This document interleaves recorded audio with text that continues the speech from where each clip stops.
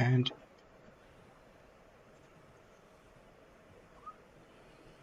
starting soon. Okay. Okay, it's going. We ready? It's up? Mhm. I'm gonna leave it right there. And then I'm gonna go ahead and put it up. Okay? Or do you think can you get me the embed code, Mon, and send it to my Slack? Yep. We'll be quick about this. There's Tony. There it is. There you are.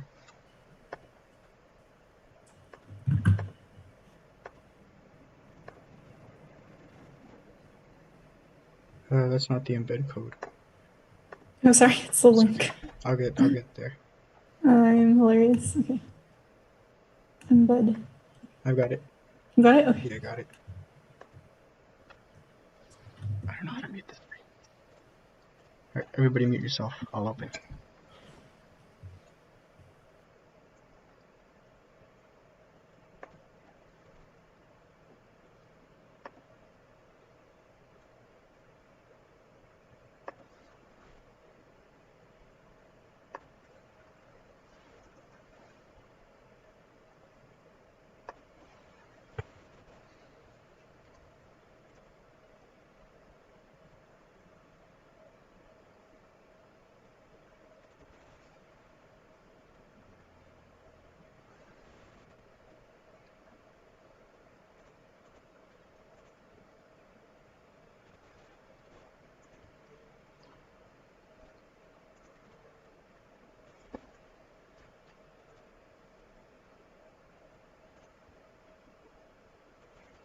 Alright, everybody. Hi, and welcome to SAC.Media's 2020 live election coverage. My name is Abraham Navarro. I am editor-in-chief of SAC.Media, and joining us today is Monica Nue. Hi, I'm the politics editor for SAC.Media. And today we have with us 3 members of our SAC Attack group who recently released their first SAC Attack episode. Chiara Lindsay, Gwen Huardo, and Vivian Sosa. Hello, guys, and welcome. Hi. Hey. Hello. Hey, guys. So, starting off, we wanted to ask you a little bit about the show. We're all student journalists in a pandemic, and, obviously there were some challenges, I know, because I was there with you guys. Do you want to tell us a little bit about the challenges that came up with you guys and making SAC Attack? I can go ahead and start off and just speak a little bit about my experience.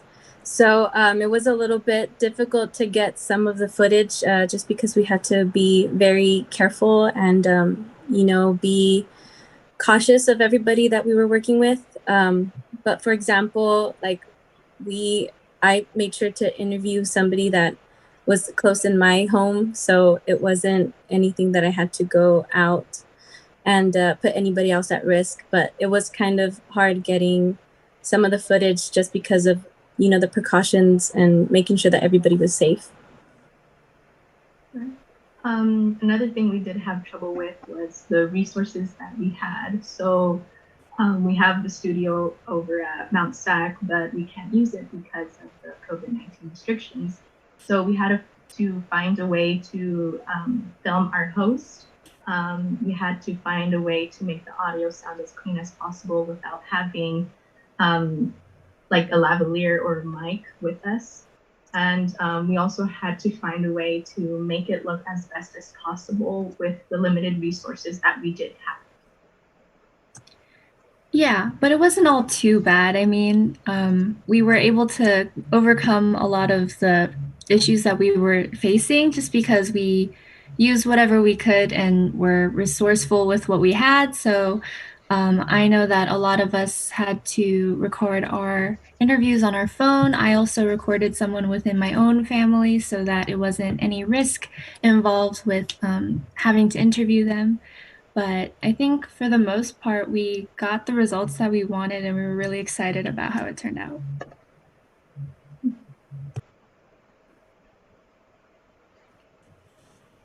Cool. So what do you guys think contributed to the success of the video? Because I watched it, I thought it was really great, despite the challenges of not having the ability to interview in person. So what was it about your production team that made it so awesome?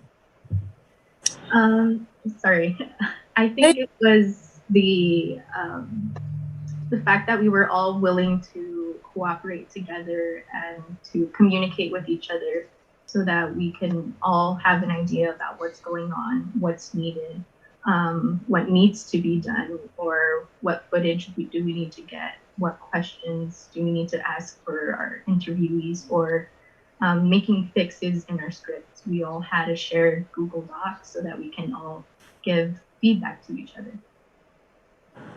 Yeah, I agree. We all worked together as a team. If anybody needed help with anything, I feel like we were very good at jumping in and helping each other. Again, with like us having to share our Google Docs, I think that was like really awesome because we were each able to give pointers like, oh, I think this would sound better, or I think this is great. Like, you know, we all just helped each other. And I feel like staying in communication and being available was also a big part of making this all like come true. Yeah, and like I think a huge part of how we were able to do this was just pure enthusiasm. I don't think any of us was like, "Ugh, I don't want to do this. Like it's boring, it's stupid." No, like I feel like I paired up with Gwen, and then we all got into like little teams to work on our individual stories. And I personally had a great time with Gwen. She's awesome, and I'm sure everyone else was having very little issues in terms of like cooperation with who they were working with. And I think we were all just really looking forward to how it would turn out, and the expectations were like blown out of proportion when the final product came out. Yeah, I feel like at the same time we were all just super excited, as you know, Kiara was saying, and everybody again was like putting in their 100% and super it exceeded everything that I even thought. It was just so awesome. That's really cool. So I wanted to ask, who was the mastermind behind each of the segments, or did you guys kind of split up into groups to think of separate ideas? How did that work? Because I mean, cohesively, it all went together really well. Yeah, so for that, we all decided to individually do our own research and decide what information or what news was newsworthy so that we can include into the show. And then we all came together. We made a huge list on a Google Doc. And from the list that we made, we chose the stories that we were going to put into our first episode. And then after that, we started organizing ourselves into little groups so that two people were working on one story. And then that way, everybody had something to do and everybody was keeping themselves organized.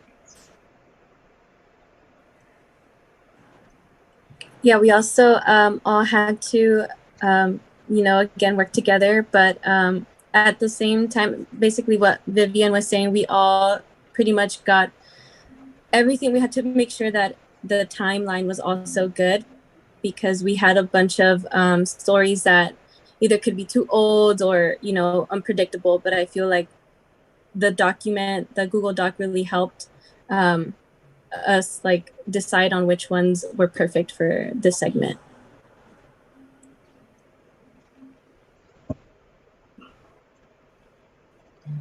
Kiara, I believe I saw you were about to say something. No, not anymore. No, Okay. we're just I just am so grateful for this team because we were really able to put like all of our efforts together and combine in a way that I didn't even expect was to be possible. But I mean, we all did our part, but Andre Tinoco, he finalized everything. He made everything at the very end. He was working so hard, and I'm pretty sure all of us are super proud of him for like making the final edit video like worth watching because we were just blown away when the final. So Right, I agree. The whole point of the broadcast show was to bring news to life and to give a visual element. So when you have footage, it's just raw footage. It looks a bit, but with on editing, he worked so hard and he was, rushing to get it out on time. But it still ended up looking exact or no, like exceeding what we were expecting. So it was really wonderful, and he really did a good job of bringing it to life with the editing. Okay, so I wanted to ask, how much of a factor did COVID play into this? I remember I was filming for the episode, the parts which included Andre and Steve, and we did a bit on COVID, and obviously one of the biggest issues was that we had to all congregate together in a public setting. We're each from different households. We had to have masks and take all those safety precautions because of COVID. Um, in terms of COVID, what are you guys going to be covering in the future? Do you have more bids coming up? And tell us a little bit about how you plan on working around dealing with this pandemic. Honestly, just because we were able to get through one video, it's going to be a lot more smooth sailing from here. At least that's what we're hoping for. But there was just so much uncertainty when making the first video. We were unsure about how long it would take, how we would film. I know our professor Tony was super stressed about how it was going to happen. We were trying to figure out, what are we going to film on our house and it's just going to be one person, or are we going to try to do a small group outside, safer, with all the precautions, of course. And just because we had all those things like that, we just didn't know at the time, along with not knowing what equipment to use. It was a lot more stressful in terms of getting, the ball rolling and figuring out all of those things. But in terms of the future, I think we're going to be able to more content out faster, at least, because we actually know what we're doing now. Editing is going to be a lot more smoother. We're brainstorming a bunch of ideas right now, and I'm sure that the next episode is definitely something to look forward to. Right. In our, maintaining COVID safety precautions, whenever we do have to film a host, we're planning on limiting it to only 3 people, which would be the camera operator who's filming, the host, the main host, and then the second host. So we do plan on having 2 hosts per show. And then obviously we're going to try to maintain distance and be wearing our masks unless we're filming, right? So like the person in front of the camera, they won't be wearing their mask, but they will still be maintaining distance from the other 2 people. Yeah, and I feel that we are very good at, taking these precautions, even though we have to be careful. Again, like using FaceTime or Zoom, we meet that way to avoid putting other people at risk. And we're taking these precautions very seriously and just working with what we have.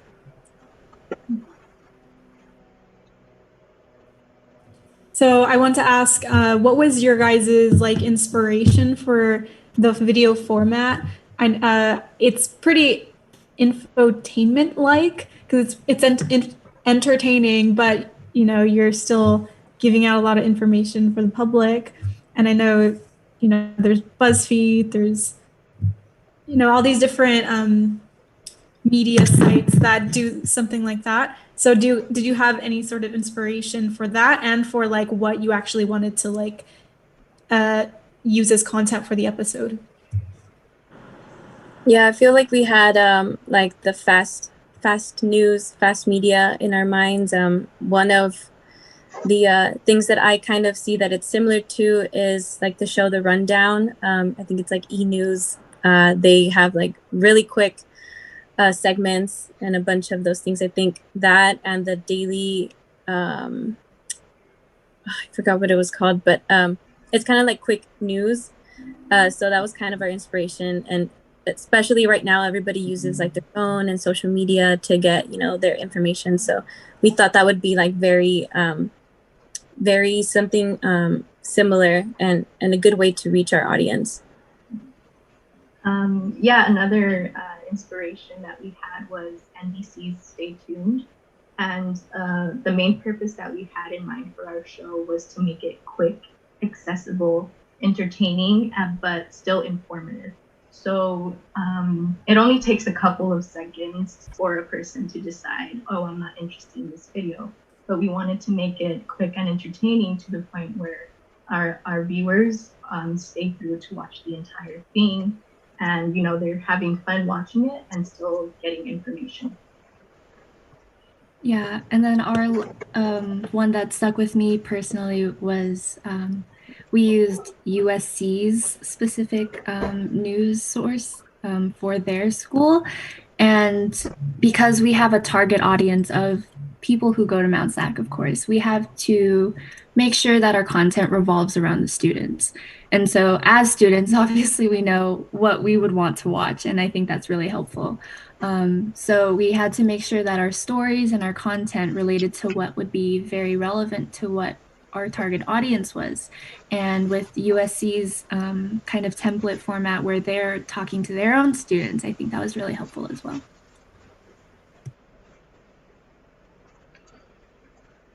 That's all super cool. So I also had a question. What I asked you already what your plans are in the future.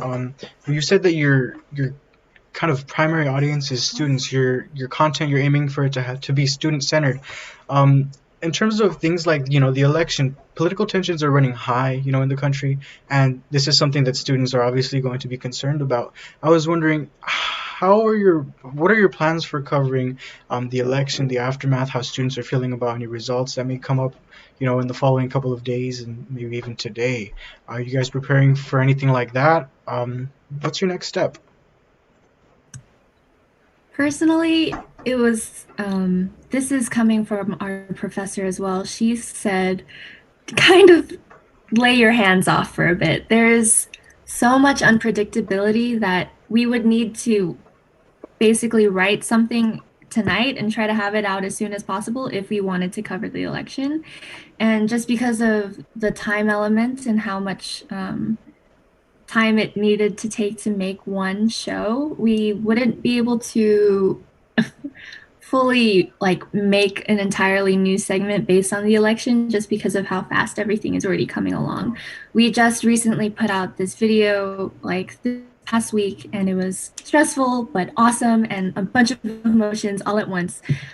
So I think once things are more set in stone in terms of the election, like who's president, what the future of the country is looking like, how much reaction is going to be, because there's going to be a lot of reaction.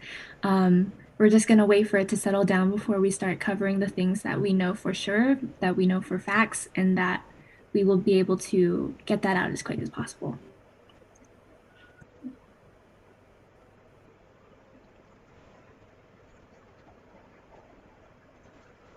Okay, great, awesome. And just to kind of reel us back in for anybody who may have joined us recently, this is our SAC Attack group. You know, from SAC.Media, we recently released our first episode for SAC Attack, which is a news entertainment video that went up. You can find the link at our Instagram to see it at any time.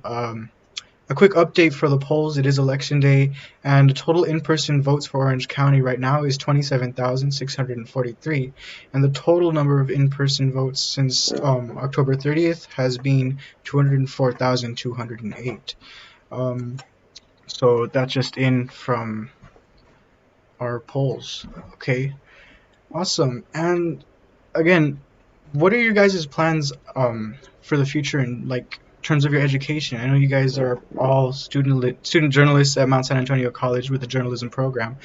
Do you plan on doing stuff like this, you know, after Mount SAC? Are you, you know, having any goals out after starting the SAC Attack and just putting it out there, taking this information somewhere else with you?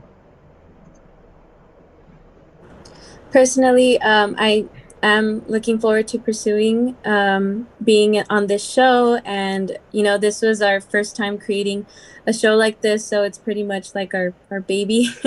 But I feel like this is what I really enjoy doing. So I hope that I have, you know, the best time here with my peers, and hoping that we can get we can keep this show going as long as possible.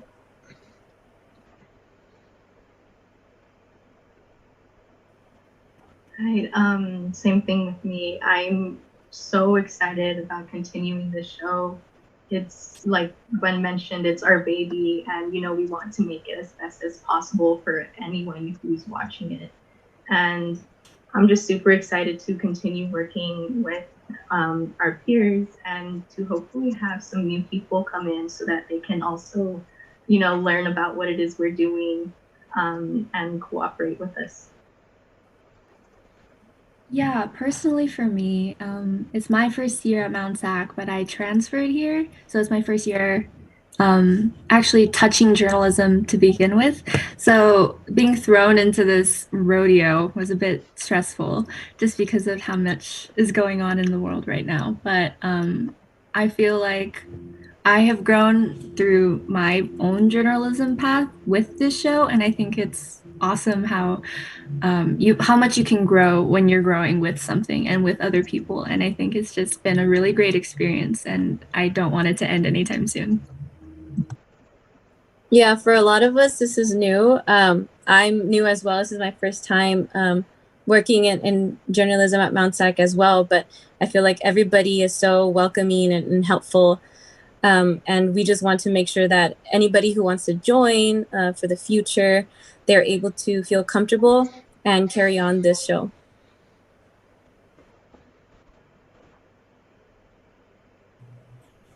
Yeah, and a lot of, I'm not sure if you guys had experience, or maybe I should just ask, did you guys have experience with like production or video editing, any of that at all? Because especially with journalism, you learn this stuff on the go, and I just wondering if you had that experience, and whether you're planning at least for the remaining year, or the remaining year, or however long you're at Mount SAC, you're excited to like take on the role of continuing the SAC Attack show. Yeah, so I had experience for 4 years. My high school, we have a broadcast show, much like SAC Attack, and so I was very familiar with the words of post-production, production, pre-production, and basically I used the foundation that we had in my high school to try to put together this show and to keep it as organized as possible so that we can get it out on time. Yeah, Vivian and Andre as well were the ones. Personally, I have no experience, but Vivian and Andre made it so welcoming, and they were very helpful with how to make things go smoothly. So yeah, speaking about my experience, I have no experience. The only thing I do know is maybe a little bit of iMovie, but other than that, I have no experience prior. But on with going with Vivian and Andre, and of course Steve, our other members. They were so awesome and amazing in helping us work together and making this all possible. And Kiara, I saw that you were shaking your head no as far as experience, right? None. So it's so weird to be thrown into something that you're not used to, especially when there's so many limitations that the pandemic has brought us. But I just think that I was gifted with like such an amazing team. Shout out to Kyla, Andre, and Steve. They were all super helpful, organized, and everything that a team should be. So they made it easy. All right, thank you. Thank you for being here with us. We're super glad to have you here with us. And once again, we're really proud to have you on our staff. And thank you. Enjoy the rest of your day, and be sure to go vote if you haven't. Thank you so much for having us. Thank you. You guys have a wonderful day as well. Thank you, guys. Goodbye. Bye. That was our SAC Attack team from SAC.Media. We have some more updates from the polls coming in. More than 100 million ballots were cast before the first poll sites opened on Tuesday. And the polls recently have closed in Indiana and Kentucky. And Kentucky, we're going to be getting live results in soon. Coming up next soon, we're going to have Fabian Pavon and Alfredo Camacho, two Mount SAC alumni who will be running for office during the election. So stay tuned for that.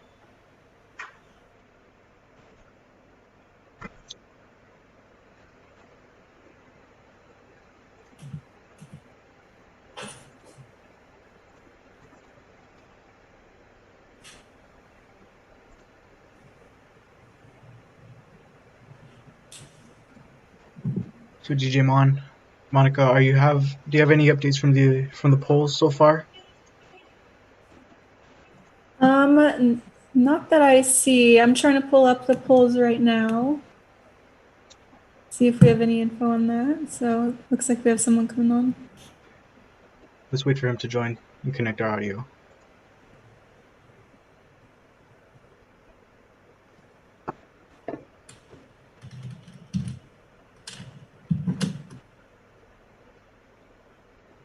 Alfredo, can you hear us?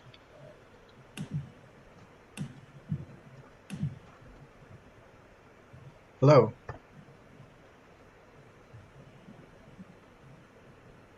Alfredo?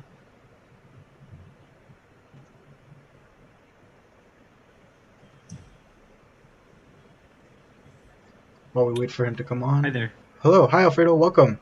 How are you doing today? Hello. Sorry, I thought I would be in a waiting room until it was time, so I logged in just to get ready. We're just waiting a few seconds for Fabian to come on, and here he is. You know, you asked me to be in a like a white background. Your background is perfectly fine. Yeah, it's okay. It's for I guess glitchy purposes, but if you were using a background, that would be fine. But it's okay. So here we have Alfredo Camacho and Fabian Pavon. Fabian Pavon is a candidate for the Mount SAC Board of Trustees, and he is a former Mount SAC student. And we have Alfredo. were you a co-founder of Mecha, I believe, for Mount SAC? Awesome. And Alfredo Camacho was a former editor-in-chief of Substance magazine here with SAC.Media. He is the College and Life editor of the Mountaineer of our media on campus. So welcome, guys. Welcome to our live election coverage 2020. How are you guys feeling thus far? It's 3:30 our time, so. Fabian? I have no words. You guys are on the I feel the same way. I mean, I don't know, like for me it's the first time doing this, so you know, I can't really compare it to anything. I don't know how I feel. You know, I don't know how to feel, to tell you the truth, but I mean, the best way I could describe is just, I think it's just a lot of anxiety. You know, it's really hard to focus on anything else. You know, I had to call off on one of my jobs, you know, last week for today, and then I thought I was gonna be able to do my other job today, but I just couldn't focus. So I told him, hey, you know, give me this day, give me the rest of the day, please. Fabian, I wanted to ask. So yeah, obviously, I also so I'm actually working. I wanted to take the day off, and I've been able to. And all my meetings, you know, I work with young people, and all my meetings are about the election, so it's difficult not to talk about it. But I think overall, there's just a sense of, you know, last week I was anxious. Today I'm sort of just confident. Not overly confident. I think just confident in the work that we've done. You know, I've worked with Fabian on his election. We've supported each other because, you know, the Pomona Unified School District trustee area that I am running for overlaps with Fabian's as well, and so we're able to you know, work smarter, not harder. And so I'm just anxious, but also very proud of the work that we've done. So I'm just trying to relax today. Totally needed for a lot of us, even myself. it's not hitting me quite yet, but I think it's slowly getting there to where, like, once the numbers start coming in nationally, and of course, seeing what passes for the propositions here, local board members, stuff like that, it's like kind of creeping up. So that's the anxiety that comes with it. But So, Alfredo, tell us a little bit about the position you're running for and why you're running it. Yeah, definitely. So the school board, the Pomona Unified School District, for a long time, and I think this is the same in other school districts. It's one of those forgotten positions. People don't really think about it. They're hardly contested. This seat, the incumbent who didn't run, ran 9 years ago and was appointed the last election cycle.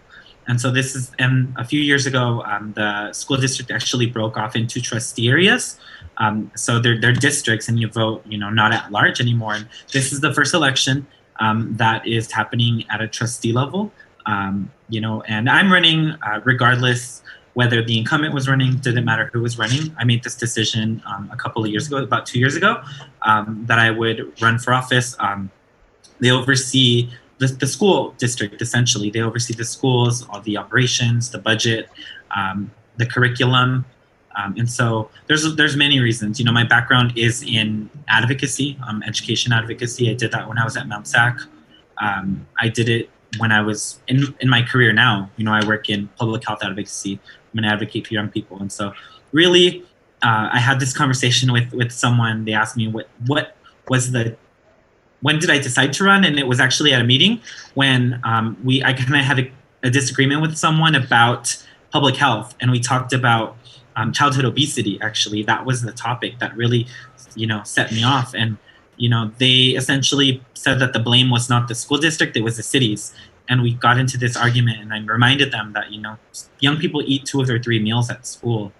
They learn everything that they know from school, from their teachers, from their peers, from just the culture of the school. And so that really, was the turning point. And since then, I've started being exposed to all these other things that I'm really passionate about, including ethnic studies that Fabian really has been pushing for. But that's something that, I said, it's a no-brainer. I went to a private school after I transferred from Mount SAC, and, we are exposed to all these types of different classes. And, it was very enriching for my education. And I think young people in our schools, in our public schools, deserve the same.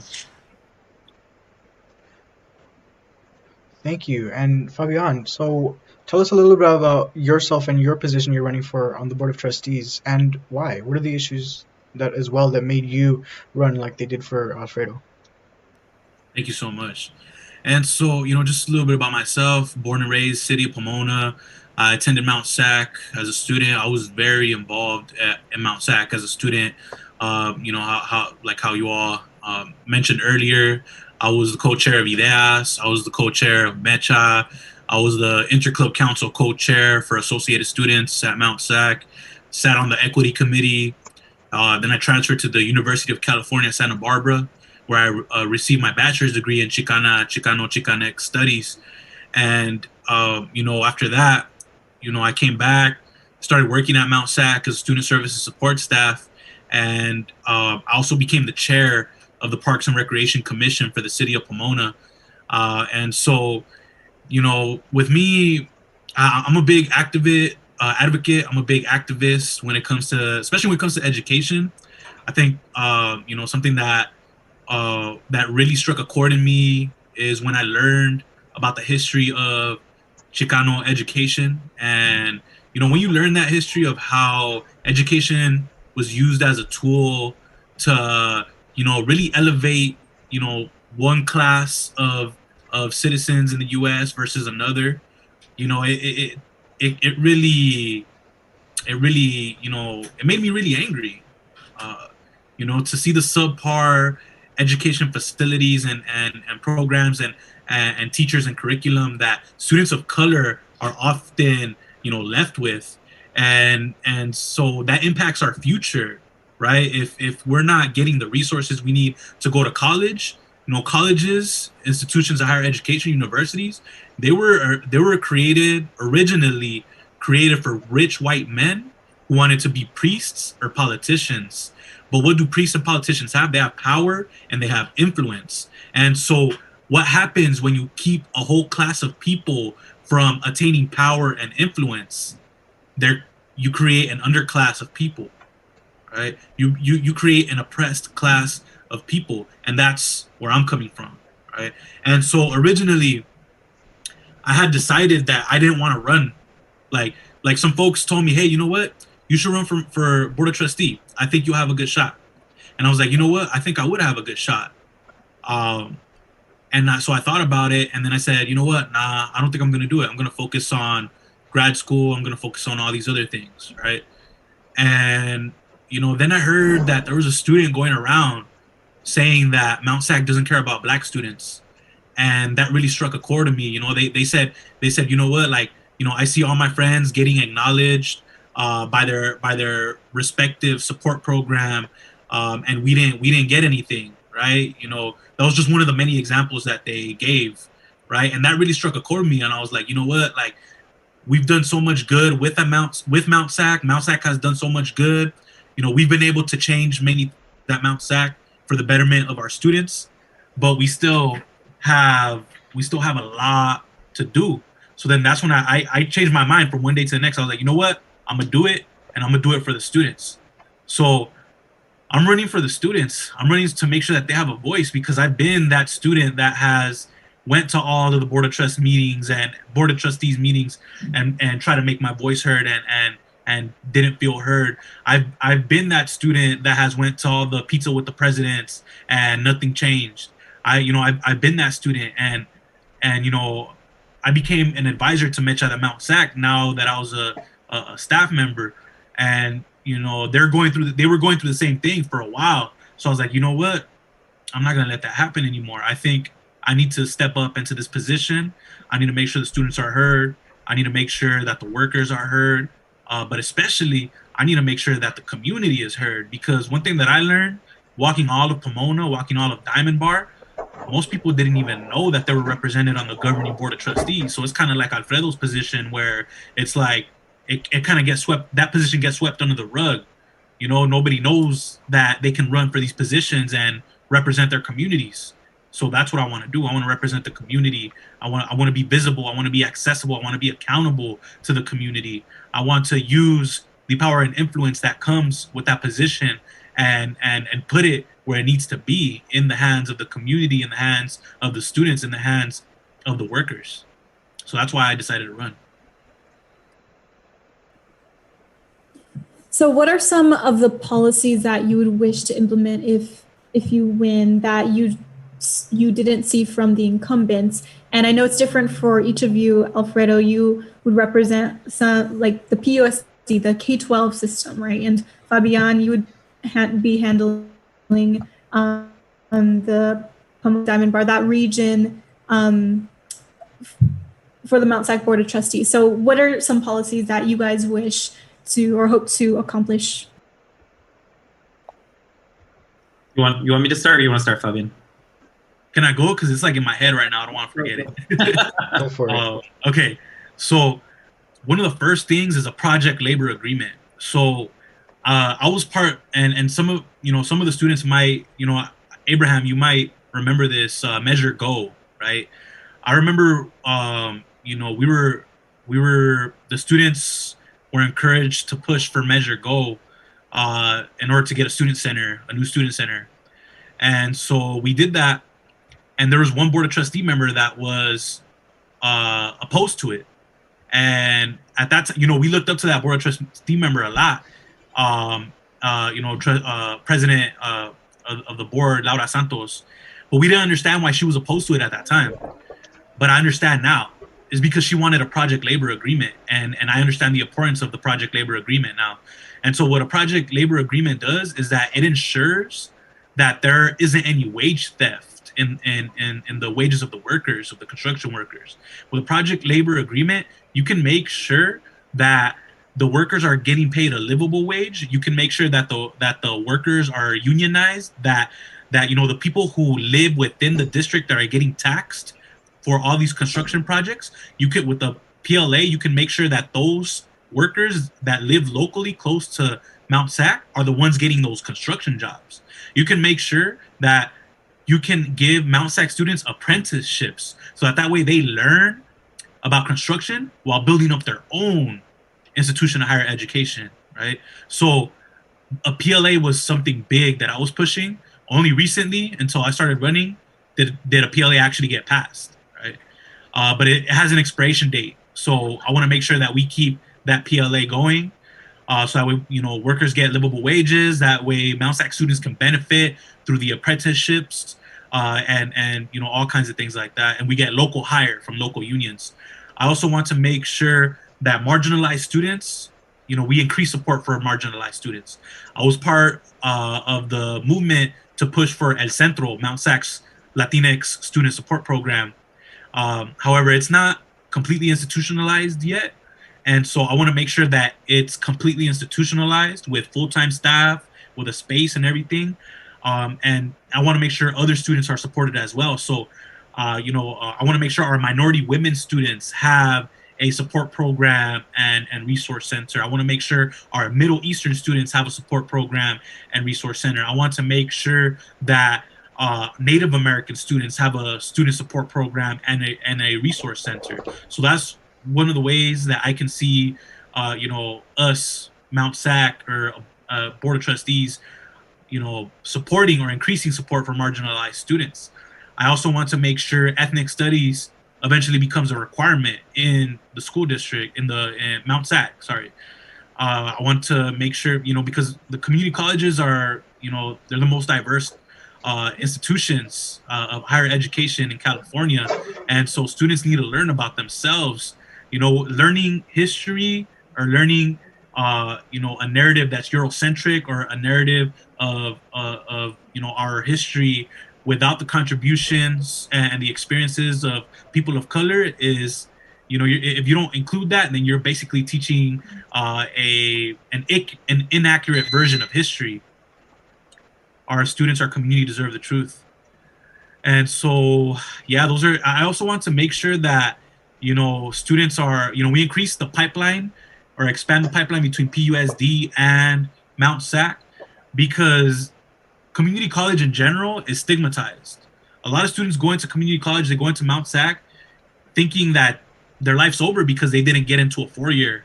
And a lot of times it has to do with, you know, their own teachers telling them that, oh, wow, oh, you have to go to Mount SAC. Oh, you're going to be stuck there, you know? I want to use my life as an example because Mount SAC, you know, made me the person that I am today. It made me the leader that I am in my community today. And a lot of it had to do with the community engagement that I was able to do while at Mount SAC.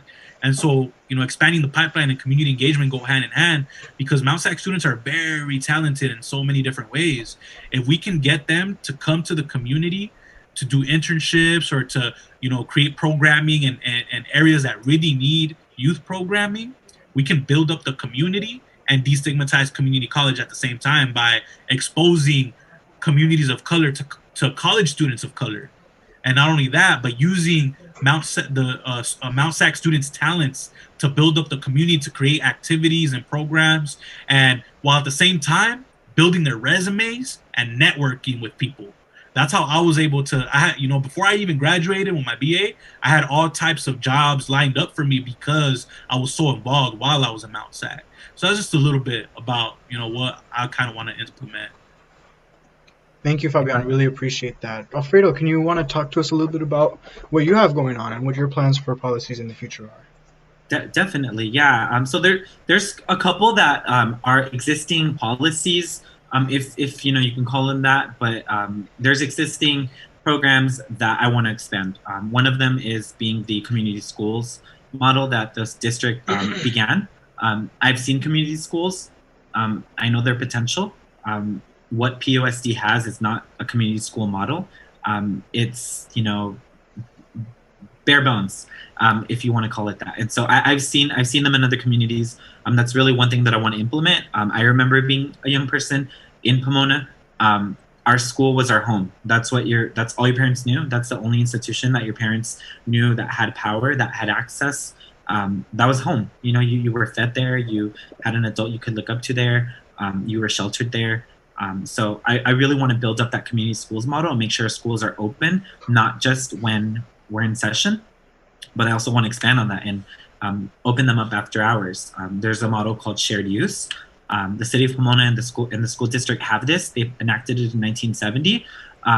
It's inactive. It hasn't been implemented. A policy can be passed, but until it's implemented, it just collects dust. And so our shared use agreement is one of those. So we have low park space in Pomona. I know Fabian can talk hours about that.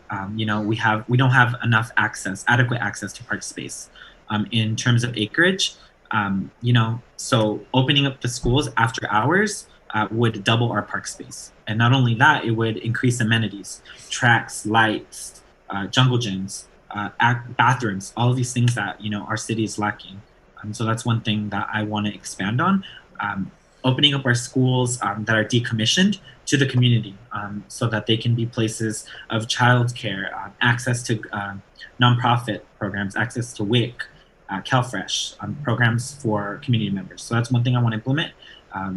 One luxury that I do have is I work at a nonprofit where I work in 3 cities with 5 school districts. So I've seen what can happen when the leaders are effective. I'm not saying this because I'm pulling these things out of thin air. I've seen them happen in communities that are very similar to Pomona. Those are 2 policies that I want to expand on. The other one being service learning. Just like Fabian, I was lucky that I got access to, I was a Pomona Youth Commissioner when I was 16 by luck, by a stroke of luck. But we cannot let the future of our young people be up to luck. It should not be by luck. It should be by the school doing everything it can to make sure that young people are successful. When I went to college, and even Mount SAC, it has that stigma. When I went to Mount SAC, remember I applied for AS. I did my 6 units because I was in ASB all throughout high school. I did my 6 units. I applied, 20 applicants, 4 spots, and these were students who went to Walnut schools, who went to Diamond Bar schools, who went to more affluent neighborhoods, who had parents that had the means, they had the resources to put their kids in programs where they got enrichment. They learned public speaking, they learned how to have interpersonal communication, how to carry a conversation, how to sell themselves, how to advocate for themselves. And those are things that unfortunately students in POSD don't have access to unless you're lucky. So I really want to implement service learning so that all of our young people have access to that, so that they do, we do level the playing field, because our kids are not, even if they don't go to college, the playing field is not level. I'm sure you all know that getting an interview does not mean you will get the job. You need to sell yourself. And unfortunately, imposter syndrome is real, right? For whatever reason, right? We're taught, I'm speaking as a Latino, member of the LGBTQ community. I'm taught to make myself small, to not take up space, so that I'm not, persecuted, so that I'm not made fun of.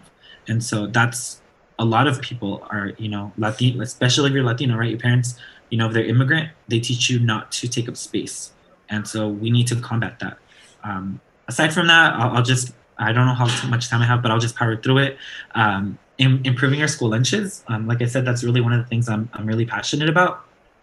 School lunch is free, breakfast and lunch for all of our young people in Pomona, yet they don't take advantage of it. I have family in Norco Corona Unified that they have amazing lunch. So there's a problem there. We need to make sure our students are fed. If they're not fed, they're not concentrating, they're not learning, they're distracted. Other things is working with the city to implement things like safe routes to school, implement things like youth employment. In the summer, there's not a lot of jobs for young people. In Pasadena, they have a program called Summer Rose, where the school district and the city put money together and they work with nonprofits and businesses and employ young people all summer long, and they get paid.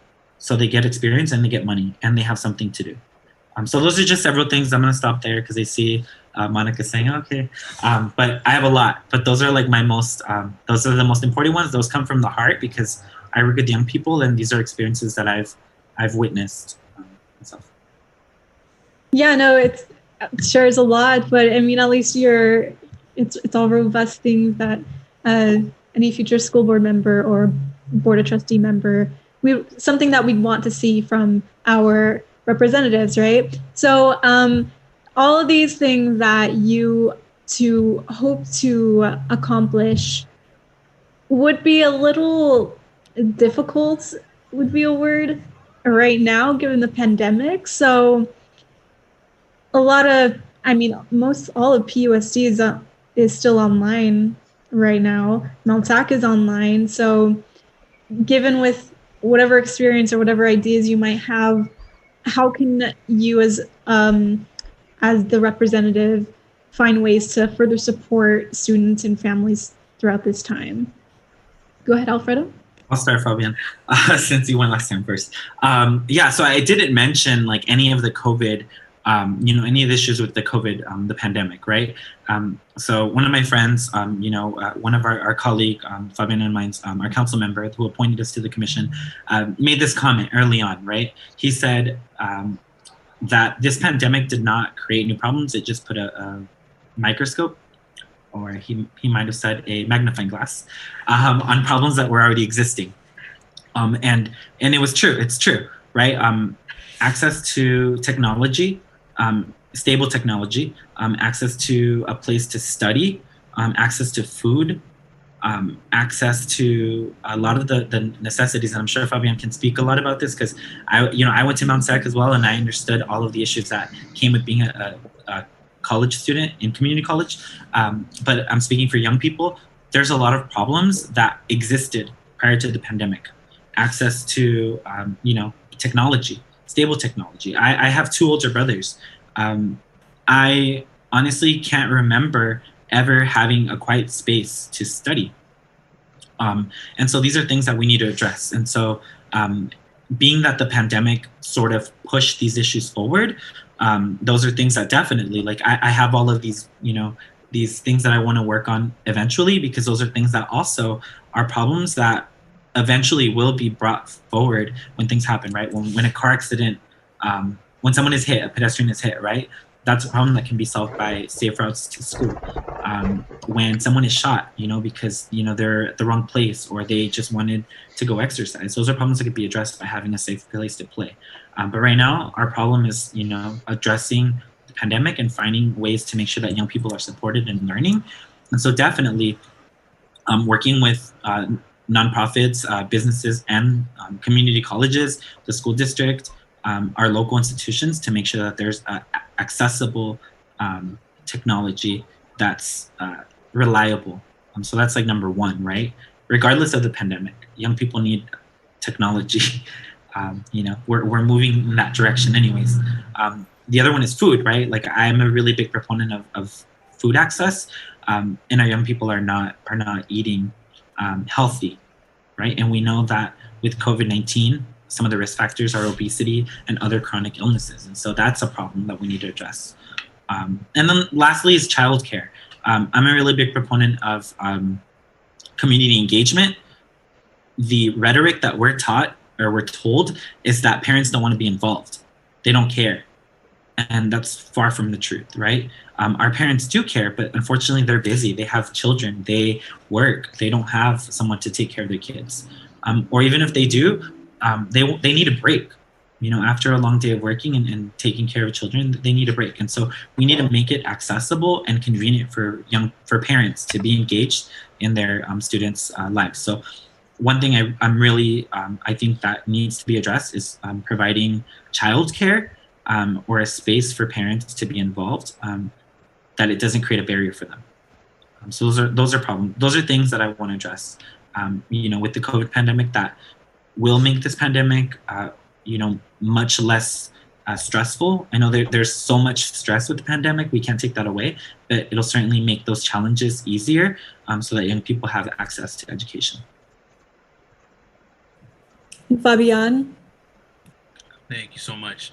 So, I do first of all, I do want to acknowledge the work that Mount SAC has done, because I feel that they've done a really good job at really switching as much as possible, as fast as possible, to online remote access.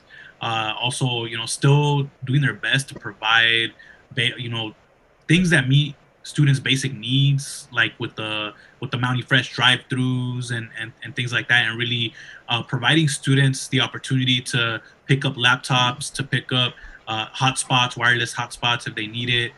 So I do want to give it to Mount SAC for thinking, outside the box, and really, doing their best to support our students. I think one of the things that really concerns me is that there has been a huge, drop in the student population ever since the pandemic. A lot of students, they just can't do the remote access. They just can't, for one reason or another. They don't feel it. They don't. They feel like they don't learn. They feel, they weren't ready for online classes, right? So I feel for those students. I know a lot of those students, and so I mean, to me, that's going to be a problem that's going to be really difficult to address. But I don't know. We have to be very innovative. We have to think outside the box when it comes to these things. If we can utilize open space for classes, I think that would be great. I think one of the things that happened during this pandemic that really, kind of that really stuck with me was that, in Pomona, okay, so this pandemic happened, and not just in Pomona but across the nation, there was Black Lives Matter protests everywhere. And in Pomona, some of the folks, they said, what, we don't want this to be a moment. We want it to be a movement, right? And so what they kept doing was they utilized open park spaces where they were still able to social distance, but they were still able to build community, and they also held teach-ins, and so maybe if there's a way that we can continue instruction outdoors in some way, where we're able to social distance, where we're able to, maybe get more teachers so that the class sizes can be smaller, even if it's outside. I just think we really need to think outside the box with this. I think there's definitely some ways that we can definitely, implement, making sure that students that can't really connect with the computer are still able to connect with somebody, maybe out in their community.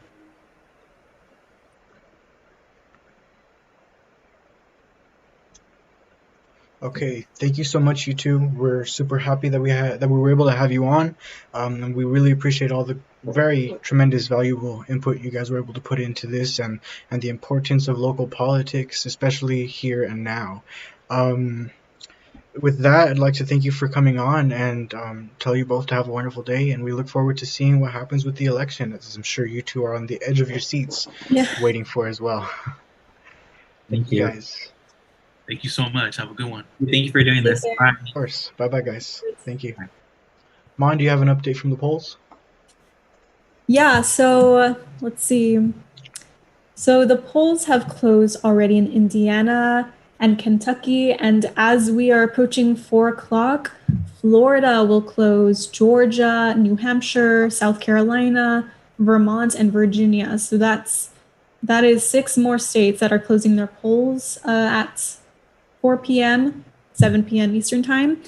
And Southern California battlegrounds, Southern battleground states like Florida, North Carolina, and Georgia are expected to count their votes relatively quickly, while northern ones like Pennsylvania, the late focus of both campaigns, Wisconsin and Michigan, have historically taken longer. Another update is, despite fears of massive voter fraud or voter intimidation schemes, polling places appeared to be mostly quiet across the country, and few reports of long lines, which we could probably attribute to the ability to mail in votes. So those are updates so far. Thank you so much, Mon. And one last update. According to CNN, votes in Kentucky and Indiana are already being counted. Biden leads in Kentucky and Trump leads in Indiana. All right, thank you so much. And coming up next is Kim Earhart, history professor at Mount San Antonio College and LGBT rights activist. We're going to be letting her in just a second.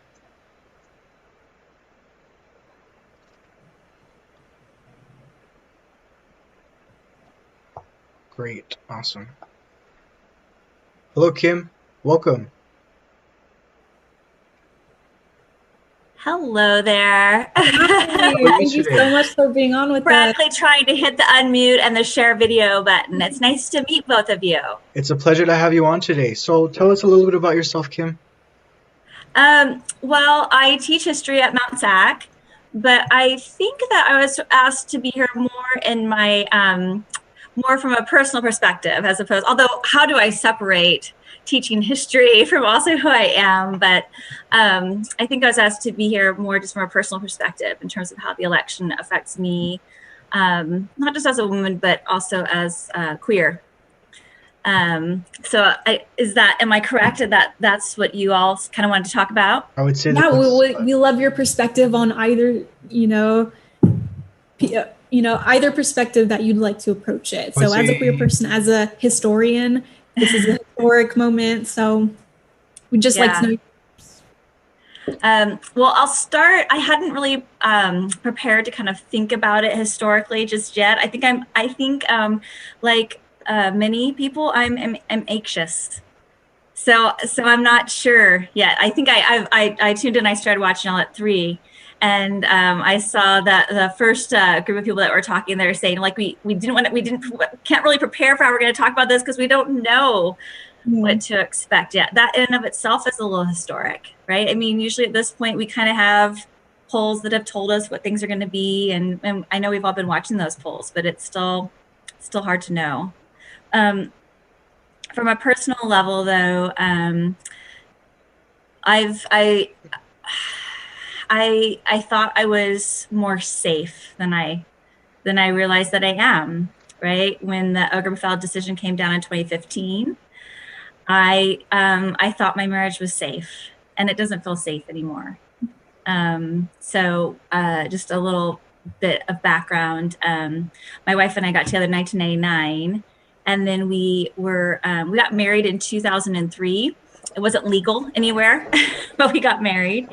And then when it was legal to get married in California, the first day you could do that was June 17th in 2008.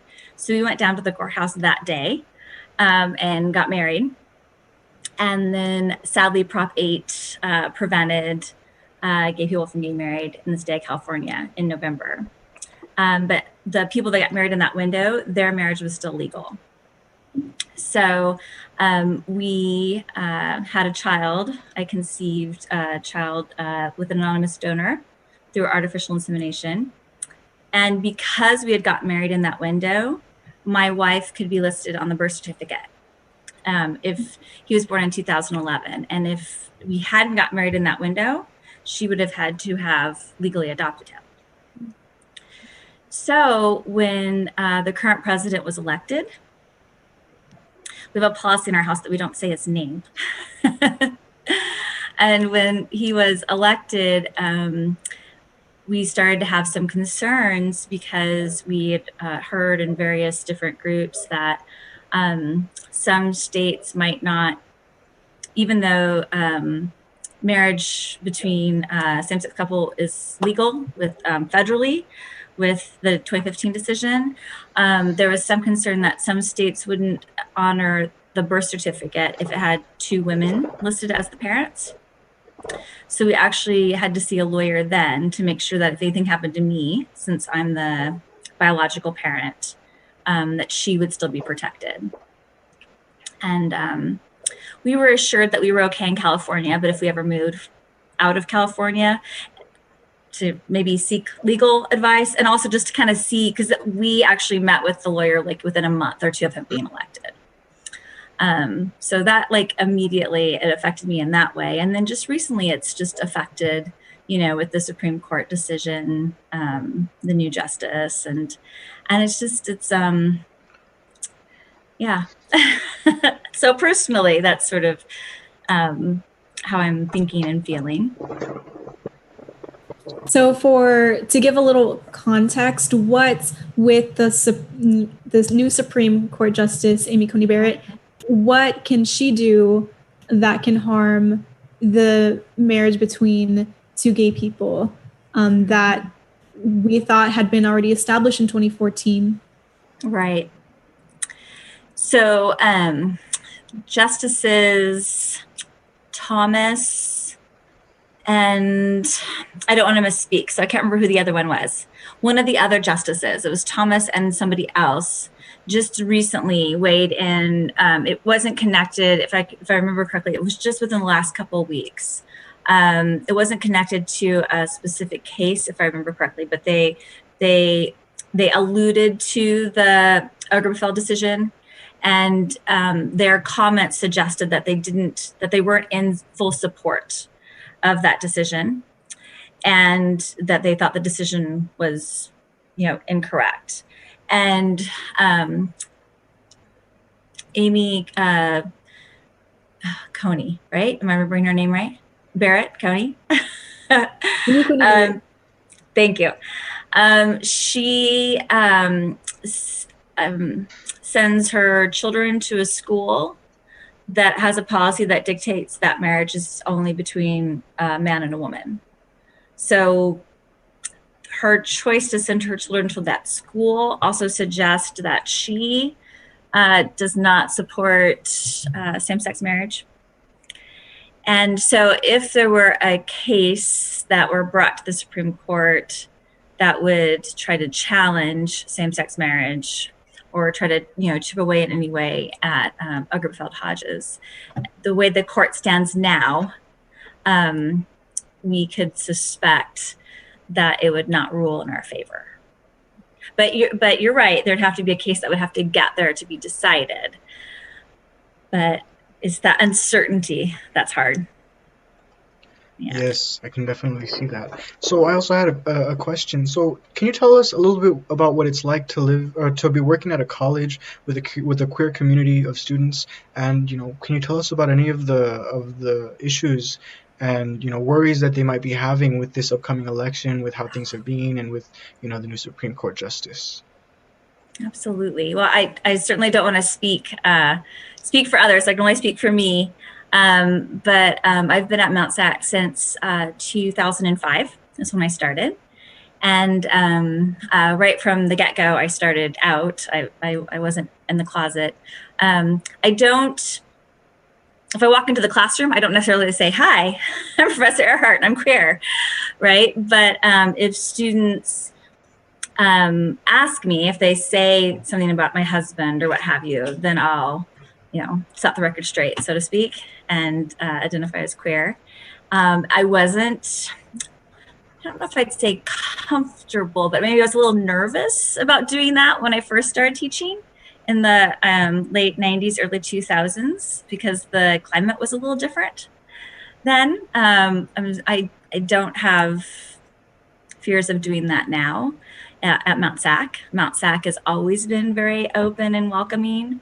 I mean, right from the get-go, I had colleagues who would ask about my husband, and then if I would tell them, "Oh, no, I'm gay, I have a wife," then they instantly were like, "Oh, of course, I should never have assumed," right? So I've always had really fantastic colleagues. And then students, there's an amazing LGBTQ population at SAC. I was lucky enough to be in the planning stages for the Pride Center. And I was lucky enough to be the first director of the Pride Center when it opened. So I got to work with students firsthand, and we sort of created that space together. I had to sit with them in 2016 when the current president was elected and saw how scared they were, and tried to help them. I came into my classrooms that next day with copies of the Declaration of Independence, the Constitution, and the Bill of Rights, and said, these are the documents that we will use to protect ourselves. So yeah, we have a fantastic community, but a community that understandably is nervous in light of this administration. Would you say you're seeing the same fears now that you saw then? It's hard because I teach asynchronous. So I have a 9-year-old son at home, and I also wanted to teach asynchronous for equity. We're all, when we first went online, some students now were essential workers and had these crazy hours, or now students had their kids at home. And so I wanted to teach asynchronously so that it would be fair, or as fair, because there's still issues of equity, right? If you don't have access to a computer or the Wi-Fi, that's not fair either, but a little more fair. And it's hard. I don't see students in the same way. I think if I were in the classroom face to face, we could have some of those conversations, or I'd even hear those conversations, when I walk into the classroom. I've heard that's what students miss a lot, actually, is those few minutes in the classroom before the teacher shows up when you're chatting with your classmates. And so I miss that too, because that's when I would walk in and I'd hear students and I could say, oh, you're feeling that too, me too. And we can try to have some of that asynchronous through discussion boards, but students are busy. And so sometimes it's hard to have those conversations online in an asynchronous kind of discussion format, as opposed to just, talking about it while you're waiting for class to begin. So I've seen some of it. I have a discussion board going right now about the election, and students are weighing in, and yeah, some of them are scared. Some of them are anxious about what's going to happen in the next 12 hours, but in the next, few months too, depending on what happens in the next 12 hours. Right. So we kind of wanted to bring you on here because our advisor, Tony, she brought to our attention a very passionate Facebook post that you had up and posted. So can you take us to your feelings of when you were writing that and why you felt so compelled to make something like that public? Because, we have our population of queer students, or anyone that feels disenfranchised by this administration. Can you explain to whoever's watching here, why you felt that way? So on social media, I usually just keep it light and post about books, my little book memes, and silly little things from Sarcastic Mommy or what have you. But I was sitting around. When was this? Today's Tuesday. So Sunday night, I was sitting outside, social distancing, wearing masks, with a neighborhood friend and my wife. And what we were talking about is, how do we get people to see us? I think that people like me, and I think that people like my wife, and they like our family. But I still know they're voting for Trump. I have several friends. I have a couple of family members, and I know they voted for Trump. And and that's what we're talking about. It's like, I don't understand. Like, I just don't see how they don't see how that affects me and so many people. But in this context, it was about me. I don't need to make it about me. But so that's where that conversation came from, is like, how do I get that? And so in a moment of weakness, because I don't usually post things like that on Facebook, but in a moment of weakness, I just said, how do I make people see that I count, that and my wife counts, and that me, Anne, and Miles count. And it was just kind of from an honest place of just feeling really discouraged and not understanding how people couldn't make that connection. They could vote for this person who, again, the list is long of people that he impacts, and yet they can't seem to see that. There's always this in the LGBTQ movement, in the expression like come out of the closet, comes from the late 60s, early 70s, when the Stonewall Uprising happened in 1969. Afterwards, there was this idea of coming out. And one of the slogans was, "We are everywhere." And the idea was, if people just knew a gay person, if they knew that queer people, although that's not the word they used then, but if they knew that queer people were, teachers and firefighters, it would like normalize it. And so I think that's where I was coming from with that post, is I just didn't understand, because people know me, and I think they like me, but yet they are voting for a person who doesn't see my family as legitimate.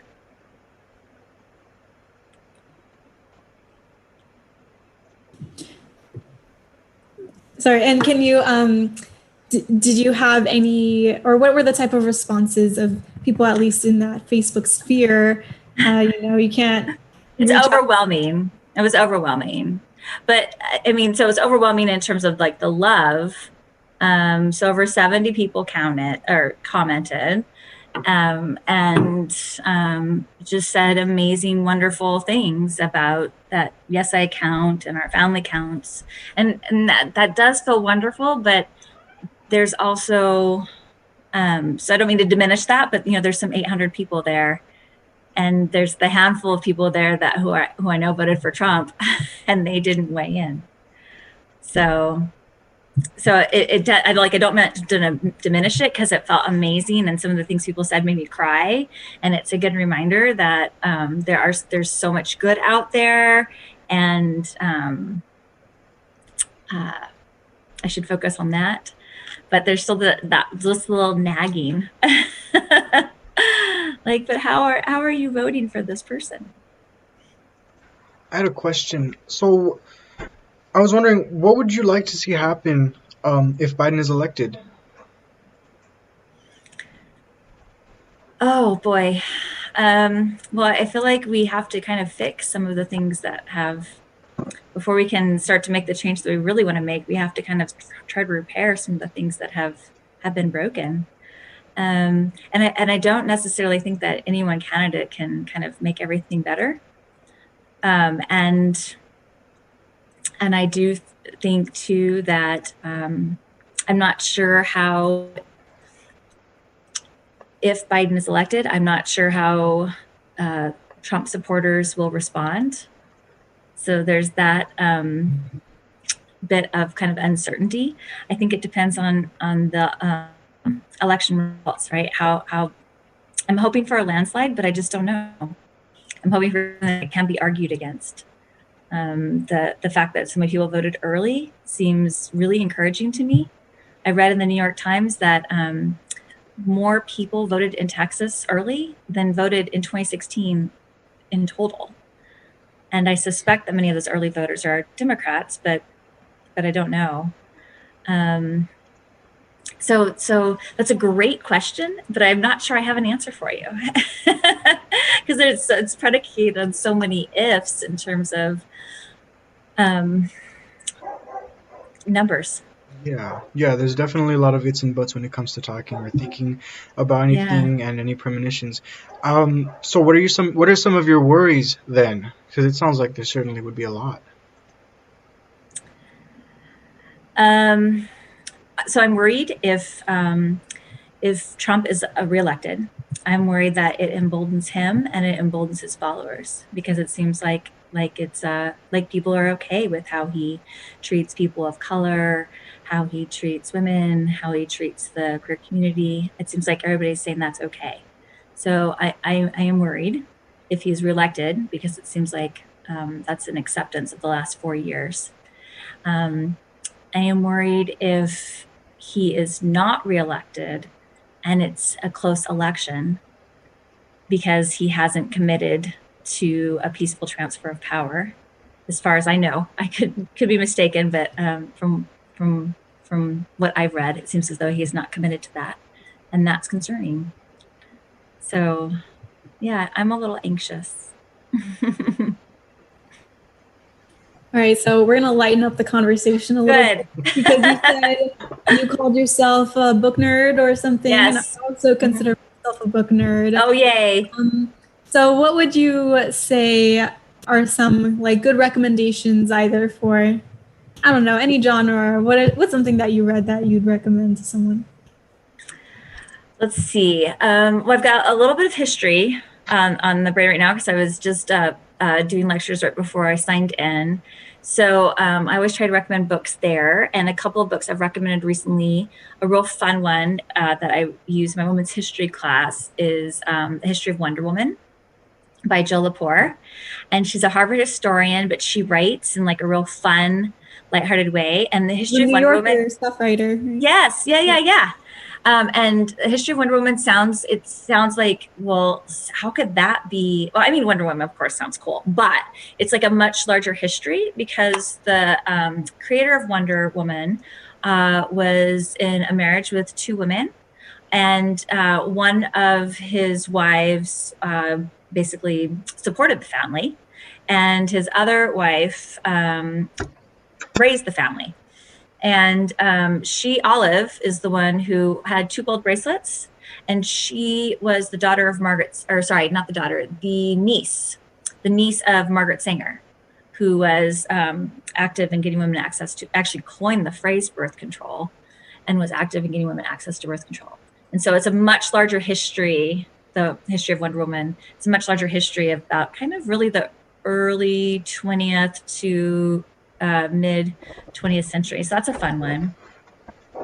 Another one that I just mentioned in one of my classes is called The Warmth of Other Suns by Isabel Wilkerson. She's actually won the Pulitzer Prize. And it looks at the movement of people of color out of the South into the West from like the period of World War I through the 1970s. And that one too reads like she's a journalist, so she writes really well.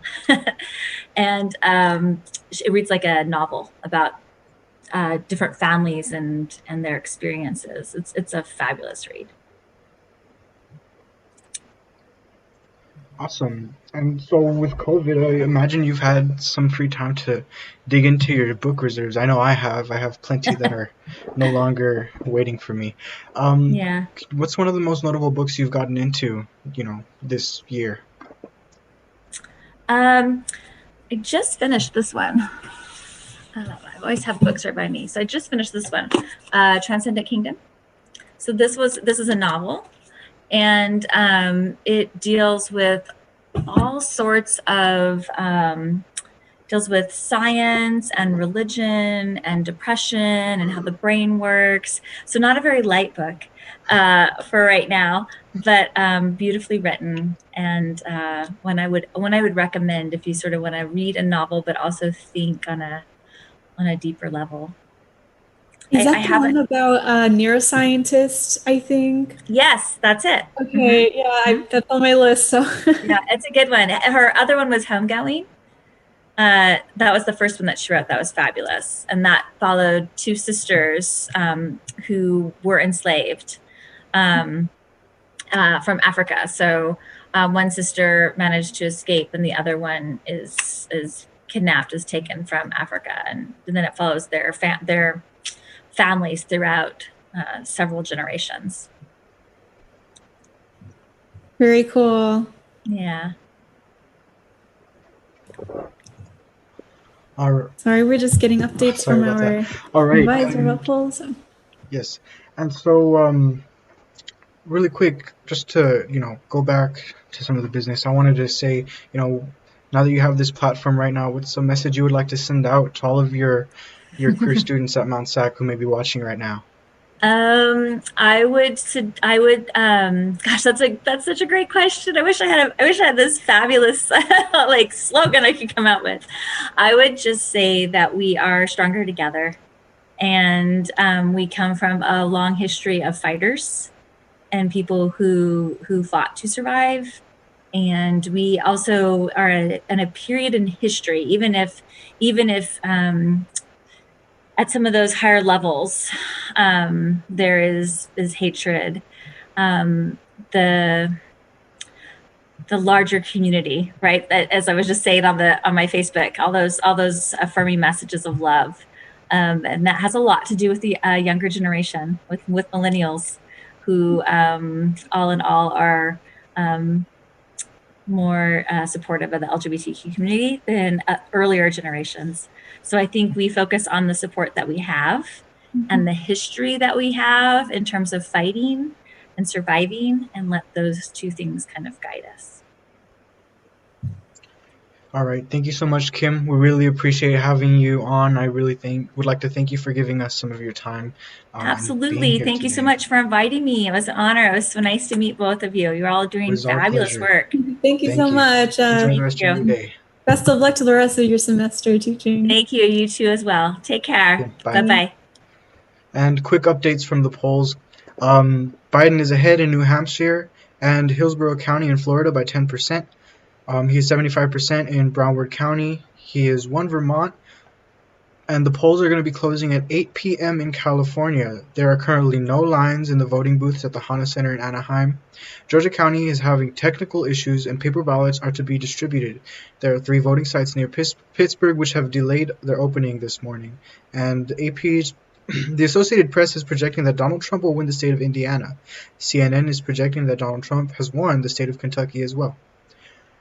And coming in now is our guest from Digestible Discourse, a recent podcast that is covering the hot button issues in such a time of political polarization.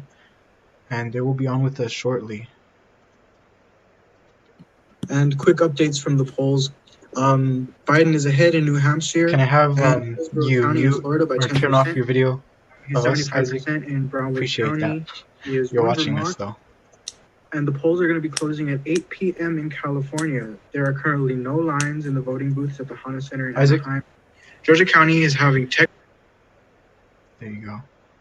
Just wanted to let you know, Isaac, to pause our coverage. Thank you. Monica, do you want to take it off with Digestible Discourse? Yeah, it's so nice to have the gang back together. It's only 2 of you. So can you guys introduce yourselves and I don't know, explain our podcast to people. So, Katie, why don't you start off? Hi, I'm Katie, and our podcast is basically 4 different speakers, and we all represent different political ideologies, and we kind of just debate and go back and forth on what we believe would be the most efficient or effective policies. Yeah, hi, I'm Isaac. I'm also, with Katie from Digestible Discourse. And I am the moderate commentator on Digestible Discourse. All right, and we had 1 episode come out on our SAC.Media page that we talked about social injustice. We have a 2nd episode after the coverage of the debates. And our 3rd one, we had just a conversation about our different beliefs about socialism versus capitalism, some of these extreme ideas that have taken over the political rhetoric. And can you guys kind of explain how different each person's point of view is and how we go about our coverage and conversation? Well, I think something that I really like about Digestible Discourse, it's just very conversation oriented, very just sit at a table and discuss, which I'm assuming we would be doing if it weren't for Corona. And it's kind of nice that we have everyone in one, metaphorical Zoom room. Because to be honest, I guess growing up, I've never really had the opportunity to be in a room with 3 different people who have generally different views from me. So it's very eye-opening for me. Yeah, I mean, he summed it up all pretty much.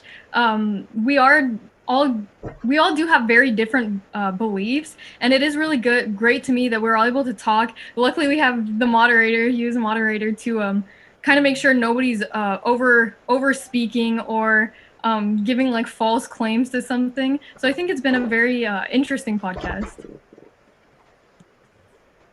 So what have you guys liked about what we discussed so far? Like I said, social injustice, the debates, and especially leading up to this election.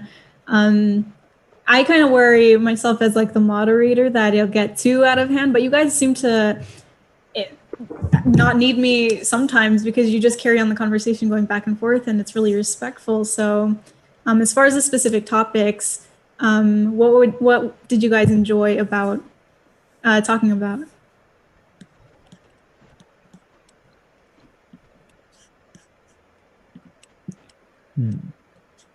I mean, for me, one of my personal favorite topics that we went over was the capitalism versus socialism one.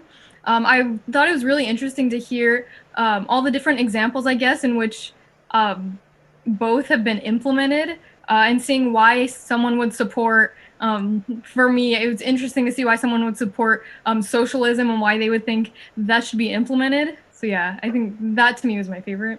Right, and just to clarify, you're the conservative commentator. Isaac is the more moderate. So is Jesse Spitia, who's not here with us right now, and Greg Arias. He is the left-leaning commentator. So, what about you, Isaac? For me, I think that let's see. I think like I kind of liked the Black Lives Matter one that we did just because I felt like it was pretty like I think that going into it, I thought Black Lives Matter was a very like black and white situation. Like it was like very obviously like, oh, like this is right and this is wrong to me. So it was nice like going in and seeing like Jesse, Katie, and Greg all talk about it from their different perspectives because that like made me think it was more like shades of gray than just like a black and white kind of deal. The other thing I think just like was like really fun to me was like listening to Jesse like give his spiel at the end. Jesse did this like whole like public speaking like man like this guy should be in like on a podium kind of thing. So I was like, wow, it's like really nice to like hear someone like talk about like just being American and having American values as a whole, as opposed to, you know, having like such polarizing views. And I had a question as somebody who is looking at it from the outside. All three of you here had a hand in creating this, wonderful podcast, and I just wanted to ask something very important. Obviously, as you guys know, young people on the internet watching the news and keeping an eye out to, just how polarizing things are, at least on mainstream media, things are so divided. It seems that it's almost impossible to take a good look at the other side without, some sort of harsh criticism. Would you say that this podcast, in a way, kind of helped you, kind of bridge that gap, see things from the other's point of view without so much of a conflict? How would you say how would you say the podcast and the project in general worked, to kind of amend something like that and kind of unpolarize, if you will? Yeah, I think for me, like I'm gonna put it out there. I think like I'm like the youngest on that podcast by like at least 3 years. So going in, I very much like was like, wow, like to be honest, like I'm going in thinking like, oh, my opinions probably aren't like as defined as some of these people. So for me, I guess time out. Can you can you rephrase? Can you ask the question again? Yeah, of course. I just wanted to ask, and to shorten it, did doing this podcast, working on this project, and having these conversations lessen the amount of conflict that you usually hear when it comes to listening about politics? Oh, okay. Yeah, sorry. Then yeah, like for sure, I think just because like also like going along with like me being young, it's very much like a lot of young people are like very liberal. Like so my social media feed is all left liberal content. So I guess that's also like why I really enjoyed listening to Katie talk because like that was a real person that I never really got to talk to about like the conservative side of things. And whenever I was like searching through my social media, I was always like, oh wow, like where is the other side? Like there's no way that this is, the only side to like how things are. So like I guess like it was just nice that there was a way for me to see things in a very like a much less like combative, like in your face way and like more like a like simple conversation. I agree. I really liked being able to have more of a conversation and more of a discussion as far as all of the topics go. I think as far as like being able to do this in a like more respectful manner, I guess. Luckily, there's Mount SAC has a lot of like options to be able to talk about politics with different people, whether that just be in your classes as a discussion or through the political science club. There's a lot of room for it. So I feel like that's kind of been an extension of that, I guess. And I've been able to have this like similar sort of conversations just with different people.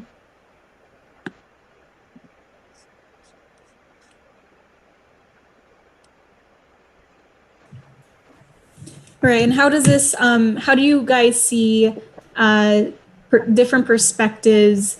Well, especially now since we're in a pandemic and we can't see our classmates or anything.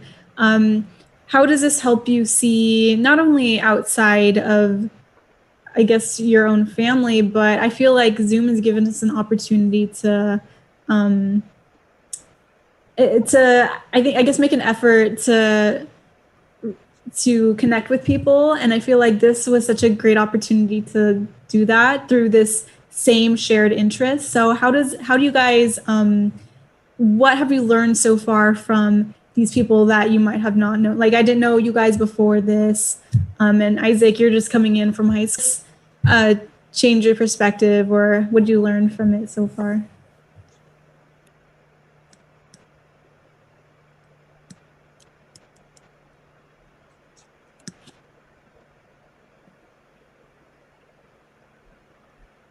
I guess for me, it was very much like a matter of like connectivity. Like, I think like the most interesting thing about it all is like my community growing up around me was so homogenous that like I was able to learn a lot about like people around me more from this Zoom call than like 95% of conversations I have. Which I think is just like very special and very important given, of course, like, the pandemic. So for me, like, I guess it's just like kind of crazy, like that I can just go into this new environment and like be able to be open about like things I'm learning, things that I know without having to like feel like any sense of like, oh, like maybe I shouldn't say this.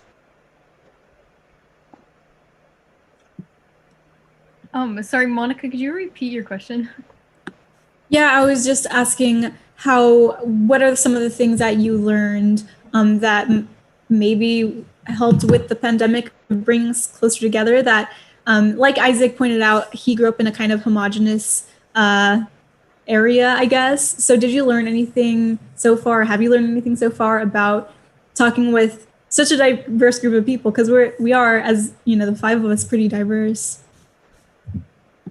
Yeah, I definitely think I've seen a lot of different approaches as far as how people think that government and I guess programs should be handled. So I think that has been a very interesting way. And I think learning a lot of the different personalities and how they kind of, like Greg being more passionate with politics, I feel like I've been able to see a lot more like very different ways that people choose to go about certain topics. All right. And so I have another question coming up as somebody. AB. I understood. I have another question coming in from somebody on the outside. So are there any subjects any of you are skeptical to speak on because of potential backlash on the podcast? Or is everything pretty much free game, when it comes to making an episode and putting it out there? So I feel like as far as a conservative perspective, you can't say anything about your belief without being racist, white supremacist, homophobic, a Nazi, a fascist. You can't say any of that. There has been I've gotten a lot of backlash already from very many things. Talking any subject, you can speak any subject, and you will get backlash if you have any conservative belief on that. Mm-hmm. Yeah, I guess to be fair, like my beliefs aren't so conservative that like I have that same amount of fear. So I actually do like really respect you, Katie, for like being able to like just speak your mind, even though like like sometimes like it can get you like heat from whatever crowd. And I think like it is like really sad like that this political climate is like so polarizing that like just speaking your mind gets you like into like whatever mess. But I mean, yeah, for me, I guess like the episode that I was like most skeptical about was like going to Black Lives Matter, because I know like that is a pretty like heated topic right now, especially. I think like most other topics that we could approach like have been like pretty like muted, as opposed to Black Lives Matter, which like flared up like recently. Um but I mean, other than that, yeah, I don't think I've had like anything that I've been like particularly like, oh, maybe we shouldn't talk about this. Yeah, and we just as like the organizer or moderator of it, we put together a Google Doc of a bunch of things that we wanted to talk about. And I think the hardest part was organizing or planning out our episodes, because we know that this election is here. It was coming and now it's here. And so I think the tough part for us was to decide what we want to talk about and decide what's important in the time that we would release them. So, we wanted to talk about social injustice because we had just seen the Kenosha protests, and, we had a whole nationwide summer of protests. So that was one of the first things that we talked about. And then we decided to cover the debate because that was timely, and that was something that we all had a reaction to because of how wild it was. And then we decided to talk about socialism versus capitalism type of thing. So we have all these things planned out. And right now we're doing it so we don't have to release them so timely. I think it was a little sensitive to do the debate because of, that was something that just had happened. Whereas with like the capitalism versus socialism thing and a bunch of these other things that we could talk about, like gun control or healthcare, environmental things, like we could talk about those at any time, basically. So was there something at the start of this podcast for you guys that you felt really passionate about? Maybe it was something that we already covered or something that we have planned ahead. I mean, for me, it was the socialism versus capitalism one, just because, like, I think that is such a hard call to make. Where I think, like, I see, like, socialism, like, being, like, more equitable to everyone, like, oh, like, it helps a lot more people as a whole. But at the same time, like, with capitalism, like, there's kind of, like, a personal stake in it for me because, like my family, like I'm first generation, so my family has all like immigrated here, and I think like we're like doing like okay, but like all of it is like just because like my parents have like worked their ways up from not knowing like a single word of English to being where we are now.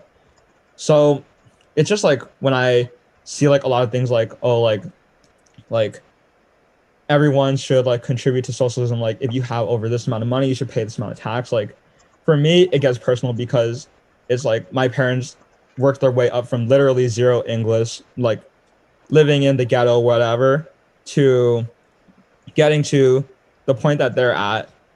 So it's hard for me to like say like, oh, like they should like have to spend some of that like hard work for like someone other than themselves, you know? I don't know if I've favored any one topic over another. I think overall I've been very excited just to discuss like any of the ones that we came up with for the list at the beginning. Yeah, they've all been really interesting. I mean, there's some that I guess I don't have as much excitement talking about, which is things like healthcare. But I still think it's interesting to get to talk with everyone about what's going on and maybe clear up some things that weren't known, I guess, all the way around. So yeah. I wanted to take it a step inward. I wanted to ask because this is something we're seeing a lot, but how is the political climate in your homes? Do you think is it very divided? Are there differing opinions? when it comes to things like this. I know you guys have talked a little bit about it and how your family came back, Isaac, as first generation, but I wanted to ask a little bit more about that kind of stuff. So did any of you have something to say about that? Yeah, for me, it's pretty moderate too. I think my parents think like Trump has no character, but past that, they are like leaning a little bit right. So I mean, because like before Trump came in, I wasn't really old enough to like know anything about politics, or really pay attention to it. And then once Trump came in, my parents thought like, oh, like he has like very little character. We don't want him. So prior to that, I believe they were like slightly right leaning though.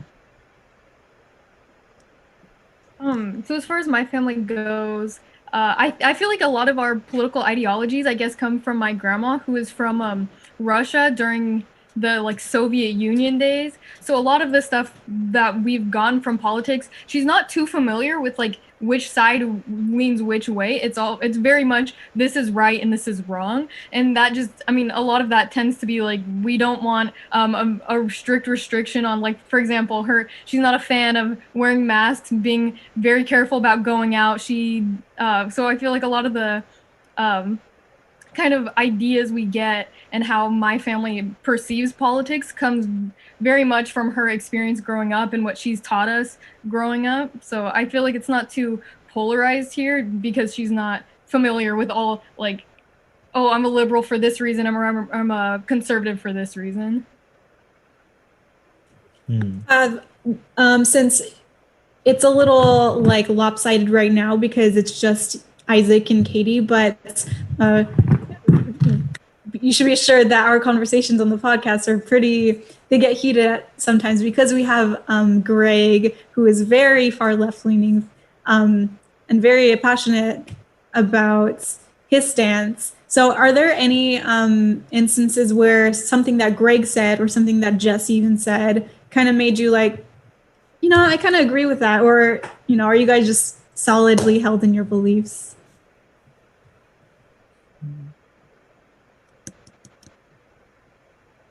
Give me a couple to think about that. I do feel like they have made points that shifted me a little bit.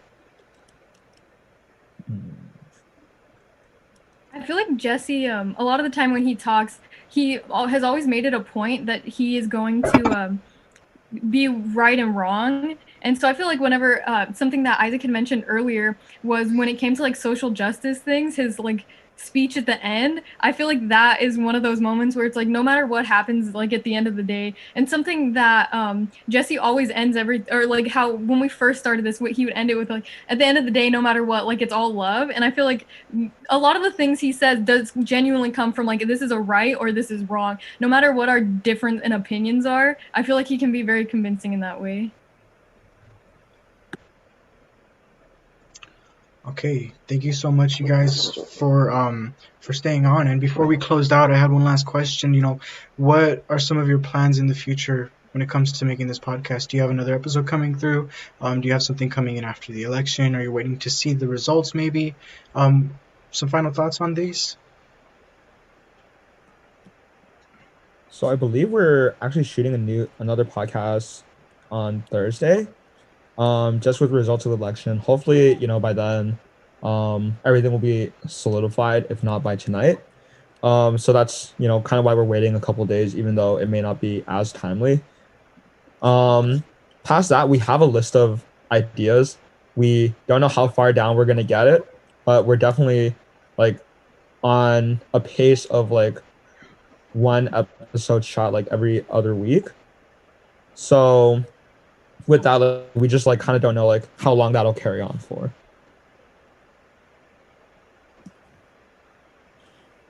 Great. So thank you guys for coming on. You can listen to our podcast you can find it on SAC.Media under the multimedia tab under podcast. So our first episode is up there and we're hoping to release the second one soon. And yeah, we'll have more coming at you as this election cycle goes on and as we get results of everything and all that. So thank you guys so much for coming. Thank you guys.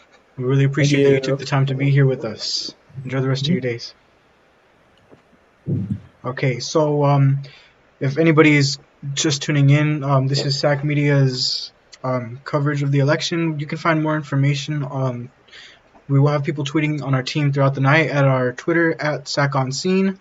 And you can also see some live coverage from earlier in the day on our Instagram, Mountie.media. So feel free to go ahead and take a look at what we have going on there. Right now we have some more polls, more news coming in from the polls. Mon, did you want to go into some of that? Yeah, so some key battleground states like Ohio, North Carolina, and West Virginia will close soon. Actually, as of 4:30 our time, North Carolina, Ohio, and West Virginia have closed. And as we're approaching 5 o'clock, many other states on the east side are closing. I believe the closing time for a lot of polls are 8 p.m. And as we're approaching 5 o'clock, it's 8 p.m. over there. So Pennsylvania is one of the states that is very likely to not decide a winner by tonight, just by the fact that they're not allowed to count their mail-in ballots until today. Unlike California, we started counting our ballots. NBC's hypothetical scenario shows one potential end-all in Pennsylvania where neither candidate secures 270 plus electoral votes without it. So it's one of those big deciding battleground states along with Texas, Georgia, North Carolina. And it was reported that Trump has won West Virginia, according to the Associated Press. And there are here's how voter turnout is looking across Central Florida. So Brevard County is reporting more than 73% turnout. Orange County in Florida is reporting more than 73% turnout, and that's breaking 2016 record for that turnout percentage. Lake County broke its 2016 turnout record also, reporting 78%, so where 4 years ago it was 77.9%. Marion County in Florida is reporting 75% turnout compared to 76% in 2016. Sumter reporting 86%. So it's just the trend we're seeing is that there's such higher turnout compared to 2016. And that's just reporting on Florida. As of right now, we'd like to report that Trump is ahead in Florida.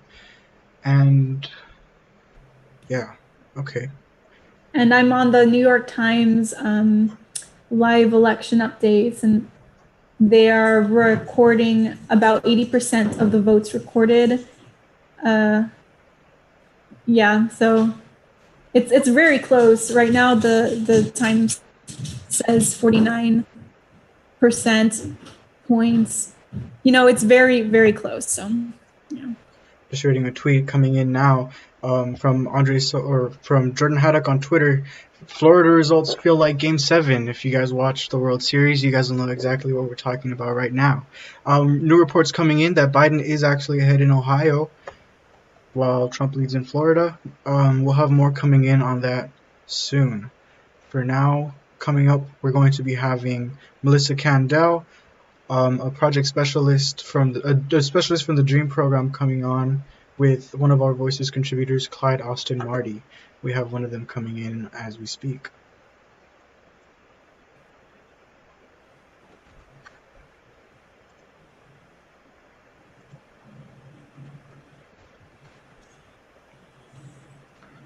Hello, Melissa. How are you doing today?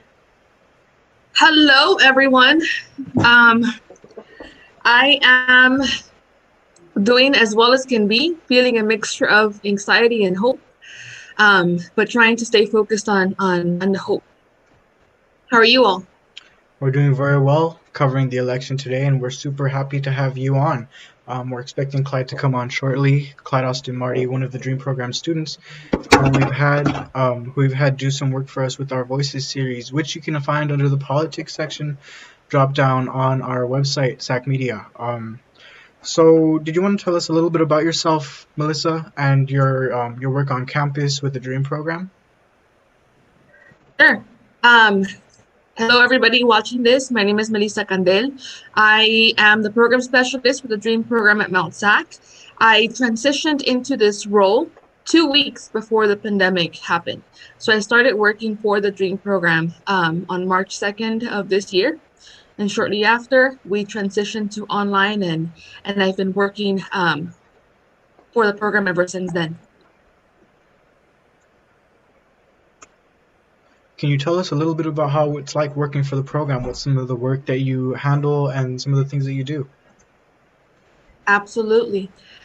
So my role is mainly to be the front keeper, the first person that students interact with when they call the Dream program, when they email us, when they need any access to a resource, scheduling counseling appointments, scheduling appointments with our attorneys on campus, finding out about different opportunities, how to renew their financial aid application. So I'm essentially the front face of the program that allows students to access some of the resources that Dream offers.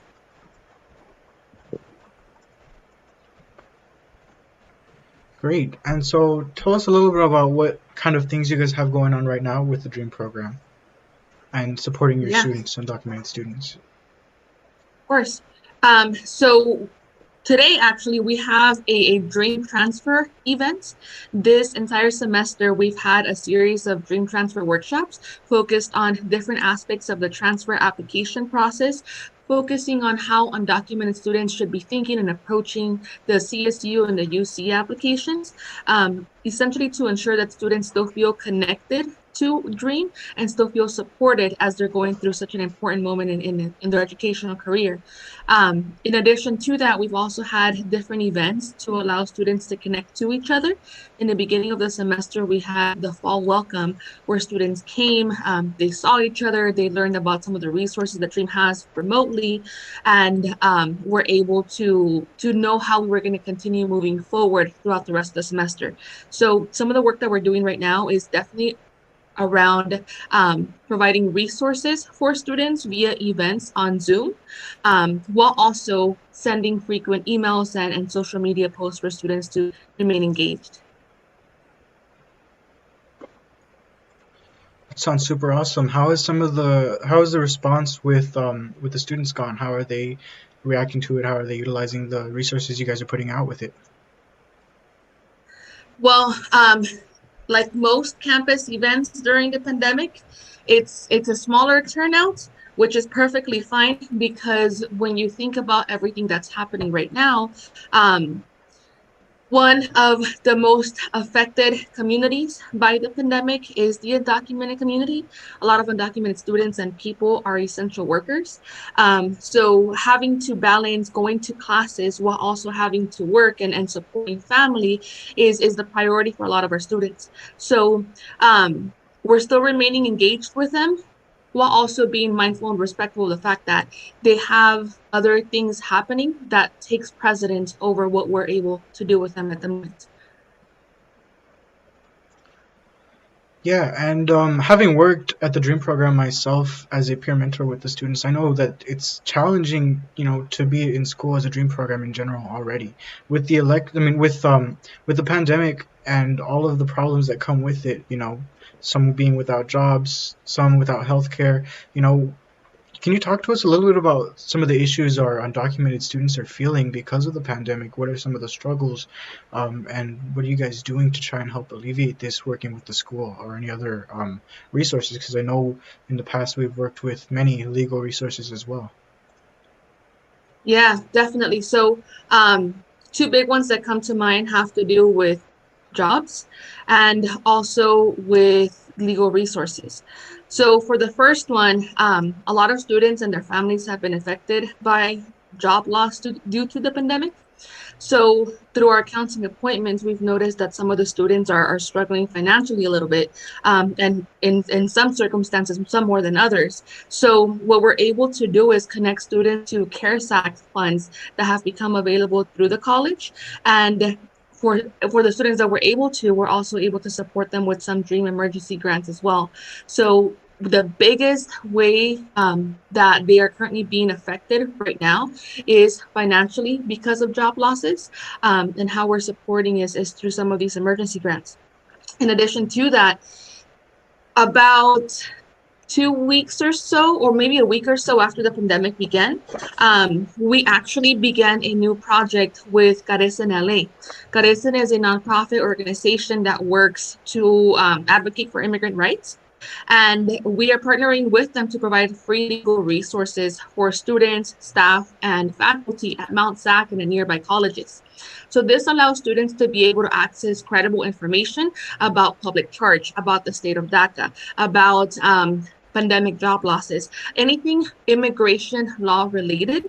They can actually schedule an appointment, meet with an attorney over Zoom, how we're doing right now, and receive consultation for free without having to worry about paying for somebody $80 for the hour or even more sometimes. Have you seen an increase in inquiries from students, not only with the loss of jobs during the pandemic, but with recent Trump administration kind of threats towards undocumented students as college students too? There was something recently that they were going to implement college students not be able to stay here in the States and to return back to their home country because of the pandemic. Yeah, thank you for that question. That's been a little bit challenging to assess, but I know that it's a conversation that frequently comes up during counseling appointments with some of our dream program counselors. So it's a reoccurring fear that happens with undocumented students and with the community at large, where it kind of feels like you're perpetually living in a state of limbo, right? One moment focused on the beauty of life that you have in front of you, right? With your family, with what you're able to make with the little that you have. In another moment, you turn on the TV and you notice that the Trump administration is saying that they're going to bring down more ICE presence into communities. And that in itself instills a lot of fear in students, and a lot of those conversations typically come up during those counseling appointments. When that occurs, we're able to point students in a direction of speaking with an immigration attorney, right? The ones that we have a partnership with Carecen LA. And in addition to that, in this semester, I believe about a week and a half ago, we had the Undocumented Student Week of Action. That was 1 week of events focused on different resources for undocumented students, career resources, legal resources, academic resources, and so forth. One of the events was actually a webinar where we talked about immigration updates. So these type of events were kind of able to disseminate some of the fear that students are feeling during these moments, while remaining engaged with them during the counseling appointments that our counselors have with them.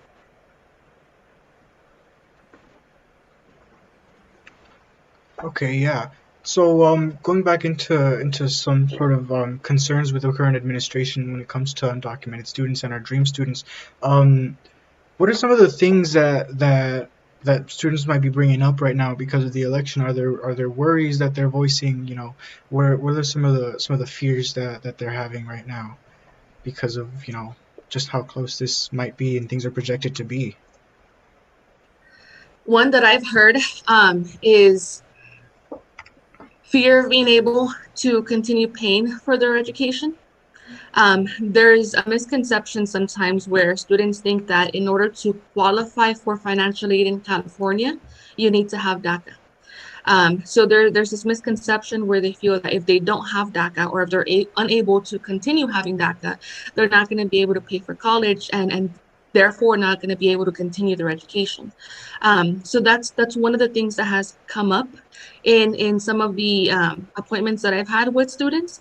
And if there's anybody watching right now that has talked to a student in this situation, or you are a student in this situation, I want to emphasize the fact that to continue your education, you don't need to have DACA. To be able to go to a community college, a Cal State, UC, you don't need to have that to be able to receive financial aid and continue your education.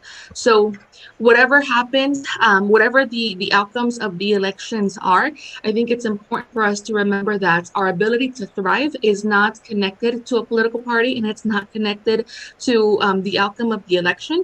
Our ability to thrive comes from the sense of community and support that we have with each other, and the awareness that we have about our rights and resources. So keep that in mind as we continue on into the night.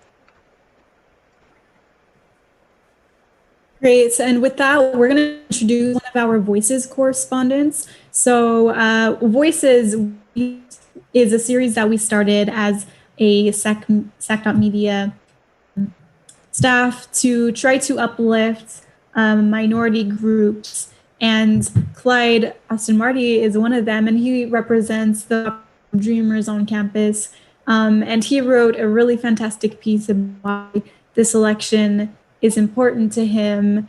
And I'm not sure that you could speak for every single dreamer out there, but I thought that it resonated really well, or would have resonated really well with much of the population. So Clyde,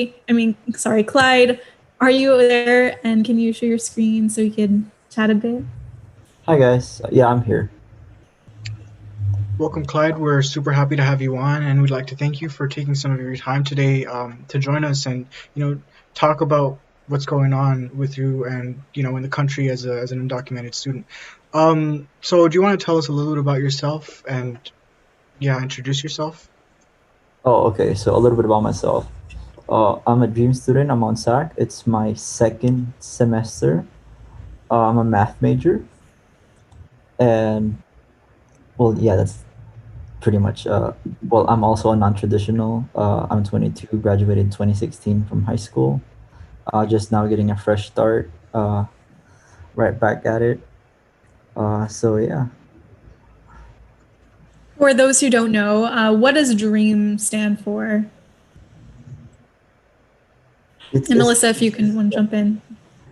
Well, my perspective of it is it's essentially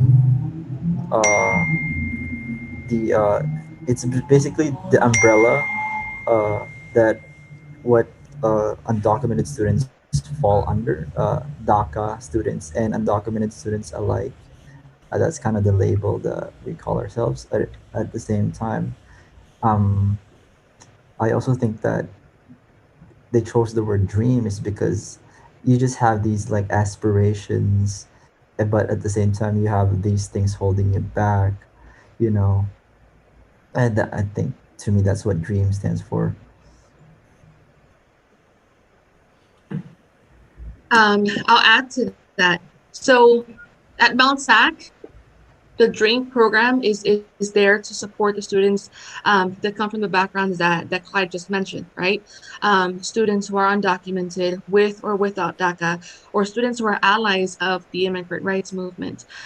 So at Mount SAC, we're here to support students that come from these backgrounds. Historically, the word dream stems from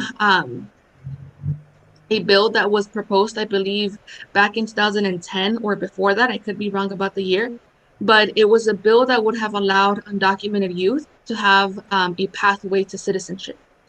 So the bill fell short. I believe it didn't pass because it was missing about five votes or so. And ever since then, the undocumented movement has kind of evolved, and the word dream has been adapted to describe undocumented youth as dreamers. Oh, Melissa, the bill you were referring to, that's not the DREAM Act, right? There was something else, but it's like a similar name. I think it's the 2010 DREAM Act. I don't know if it was referred to as the DREAM Act or if it had it, but I think we're talking about the same one, Clyde. Okay. Yeah. So when I asked Clyde to write a piece for us, what was going on in your head when you were sitting down and writing that, for people who have read it or not? I know we want to focus on the election, but what was something that you really wanted to point out in your piece? Oh God. Okay. That piece to me is, I didn't see it like I was just writing an article. I didn't see it like that. It was me sharing my story, at the same time trying to relate to people who are in the situation as I am. It was just me articulating my thoughts in my own way, basically, like a personal essay. That's how I saw it. I just try to make it as personal as possible. I wanted to articulate the struggles that undocumented students go through, what our worries are, what we're worried about, things that might hold us back, the things that we're afraid of, you know, stuff like that. So yeah. Okay, cool. And do you want to tell us a little bit more about what you think about voices? Do you have any other ideas for things you want to use the platform that you've been given to share? And I also wanted to take that back and bring it more towards the election. I read your piece, and it's a very powerful piece about why people should vote. To all of you tuning in, this is our Dream Program guest, Melissa Candell and Clyde Austin Marty, who has done a Voices piece that you can find under the drop-down menu on Politics and Opinion on our site. But what do you think you see riding on this election for undocumented students? And this is a question both for Melissa and Clyde. What are some hopes, some fears that are depending on tonight and the following days, as the results come in, as the evening wears on? Well, it could go both ways depending on who wins. But if we were to write something regarding the results of today's election, well, it would be something about, well, what happens now? What happens now? What's next? What are the steps we could take depending on what happens? What should be prepared for? And how could we support each other in spite of these hypothetical events?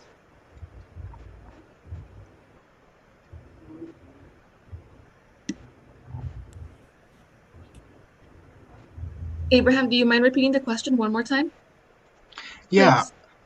I'll just skip the voices piece and go back to the part which you would be more easy to answer. But I was wondering, as the results of the polls come in, what are some of the hopes and dreams, some of the things riding on the election for undocumented students, and not just the president. And Clyde, if you want to tune in on the propositions as well, and other officials, local politics, what are some of the things that you're hoping on, and some of the things that are riding on tonight and tomorrow as the results come in?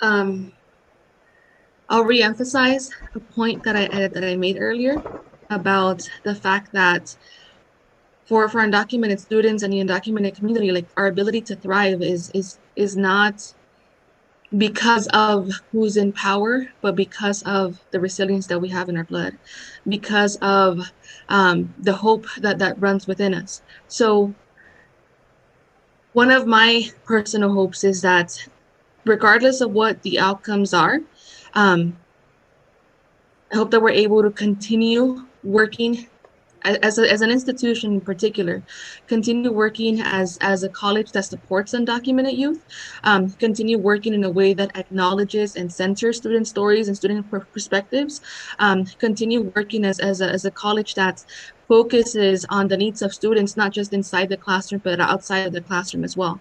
So that's one of my hopes, continuing that undocumented hustle and continuing our students in their work and their pursuits as well. Thank you, Melissa. And with all the drab and moodiness going on, there's heightened political tension, throughout the country. I wanted to bring it in and ask about some of the success stories. What are some of the good things that we have going on with our undocumented youth and our undocumented students coming on?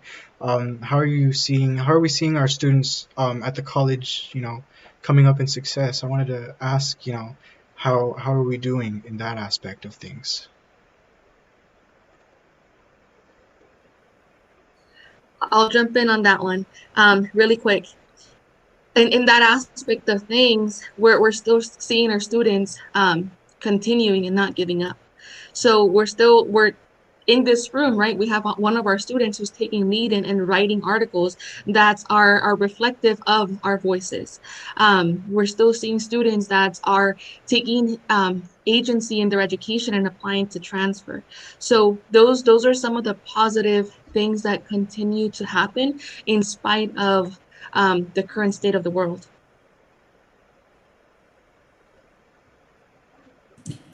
And whatever the outcome of this election, I think Dream students would want to find some supports through you guys. So are you guys providing some like support group or counseling, even if it's like extra services for students, depending on what the outcome of this election would be? Definitely. So on Thursday at 4 p.m., we're having one of our events called Andaku Cafe. The purpose of this event is essentially to provide a virtual space for students to just talk about anything that they want to talk about. This Thursday's focus is going to be on debriefing on the election results, processing how we're feeling, thinking about what we're doing moving forward, and just having a conversation as a community. So that's going to be one of the events that we're working on. That's going to happen. In addition to that, we're going to be providing a similar to an immigration updates webinar, but a webinar provided by our attorneys from Carecen to talk about what do the election results mean for students and their families. So those are two things that are coming up. And Clyde, what about you as a representative through the Voices series? What are you planning to do, or how are you going to help your fellow Dream students as we reckon this election and all the things moving forward? Sorry, to reiterate your question, are you asking in regards to the Voices platform? Like how are we gonna keep moving forward? You could do it through Voices if there's something that putting publishing something on our site that has a large reach for these many students, or if it's something as simple as reaching out to an individual student, or just being a supportive fellow Dream student. Like, what is something that you expect yourself or other students to do? Okay. Well, I want to say the SAC.Media is a wonderful platform to get word out. And as a representative in that platform, I'd like to use my position to continue to maybe put some work out there, depending on what happens today's election. To repeat what I said earlier, like like how can we help these students who might face struggles, depending on what happens tonight. How could we provide support for those in need? Mental support, anything. What options are there? There are legal options that the Dream program provides. I believe they have lawyers that they could speak with. Stuff like that. Just to it can get pretty negative. You can fall into a negative mindset. So I just wanna like kind of emphasize like, hey, like there's a bright side, um, you know, and there are options. Clyde, sorry. Go on. Clyde, do you want to talk more about your involvement on campus outside of SAC.Media as well? Because you're also doing some pretty awesome things. Oh, okay. So outside You're of being humble here. Well, outside of SAC.Media, I'm with the Ideas Club as well. I'm currently serving as a co-chair. Ideas Club is also a club within Mount SAC, that also provides support for undocumented students. I believe they're also connected with other schools, but I'm not very sure on that yet. I'm also working on getting connected with Health Bridges, which is at Pomona. Um, it's a hospital that provides resources to to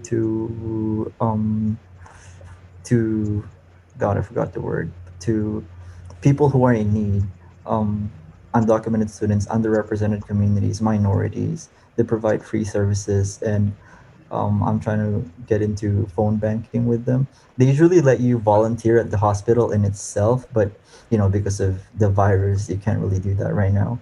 So they're doing phone banking. I'm also volunteering with Centro Legal, which is also a phone banking service.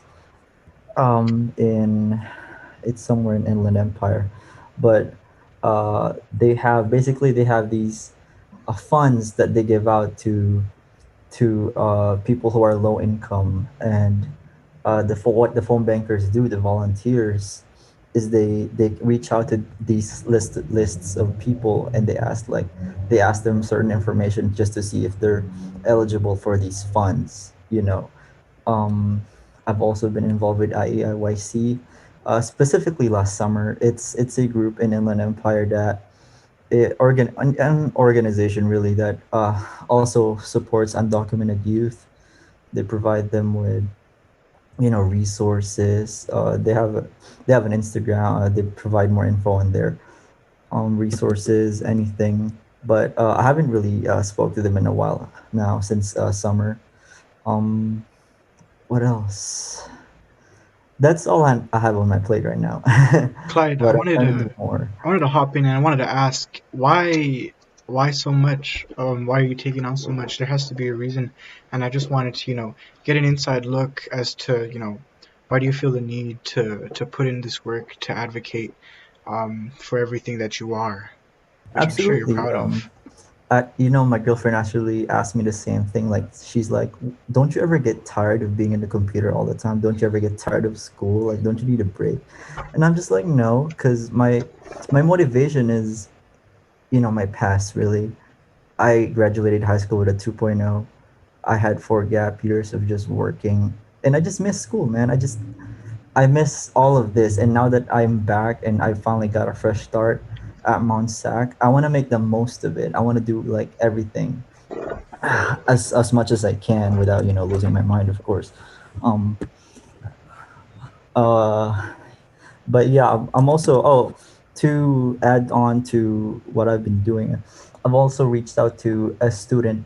Well, she graduated from Mount Sac and she transferred to Columbia University, and I'm reaching out to her, asking her what she did during her stay in Mount Sac. What did she participate in? What was her rigor like? Just to get an inside look of, because I'm trying to get aim for schools like that. So I just wanted to like speak to her about the activities that she did and maybe try to replicate that, while also like pursuing causes that I'm also passionate about, that and I relate to. So yes.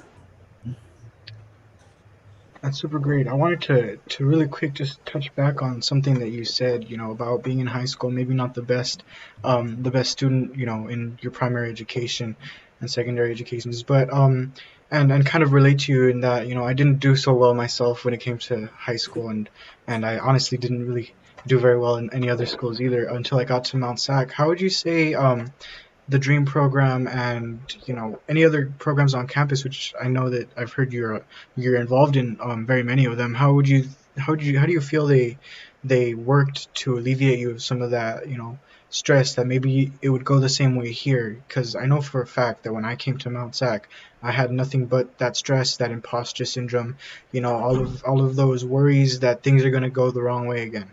So we want to talk a little bit about that, and maybe Melissa, you can chime in on some of the things that he says, because I'm sure you're very knowledgeable about them as well.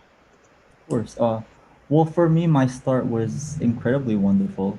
Well, it was confusing at first because, first of all, I didn't really know what my options were. I didn't know if I could even apply. I didn't know how financial aid worked.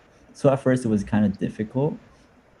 And then I remember one time I had a pamphlet for the Mount Sac scholarship, and I was speaking to someone about it, and I was like, "Hey, can I do this?" And someone from financial aid spoke to me, and I spoke to her a little bit about my background and what I do. And she was like, well, have you heard of the Equity Center? And I was like, no, what is that? And then she walked me there. She was like, follow me. So I went there, and we got to the Equity Center. And then she's like, this is the Equity Center. We have a dream, arise, access, aspire, and all that.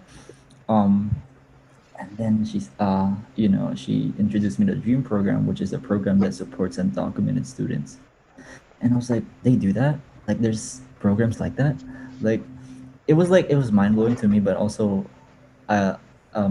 weight off of my shoulders, because my biggest fear in applying to school was outing myself, so to speak. There's always that fear factor. Well, you don't really know. I remember when we first moved here, my mother has warned me, like, be careful who I trust in regards to that information. It can be very dangerous really fast. So I guess that was one of my fears when I was first starting in college. And then I heard of this Dream program, and I was like, wait, that's and then when I first enrolled, I had with my AB 540. Well, first of all, when I first enrolled, I was looking at the cost of attendance of MontSat, and it was like something like $200 per unit, and I was like, yeah, there's no way that's gonna happen. And then I spoke to the director of the Dream program about that, and was like, no, you don't have to do that. There's this thing called the AB 540.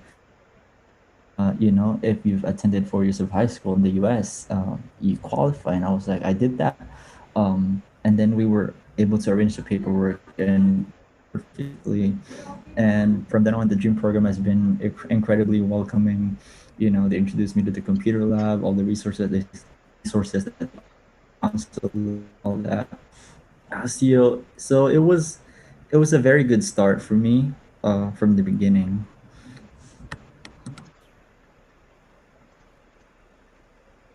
I'll add to that a little bit. As you were sharing that, Clyde, I started thinking about the journey of a student that's at the intersection of different identities, right?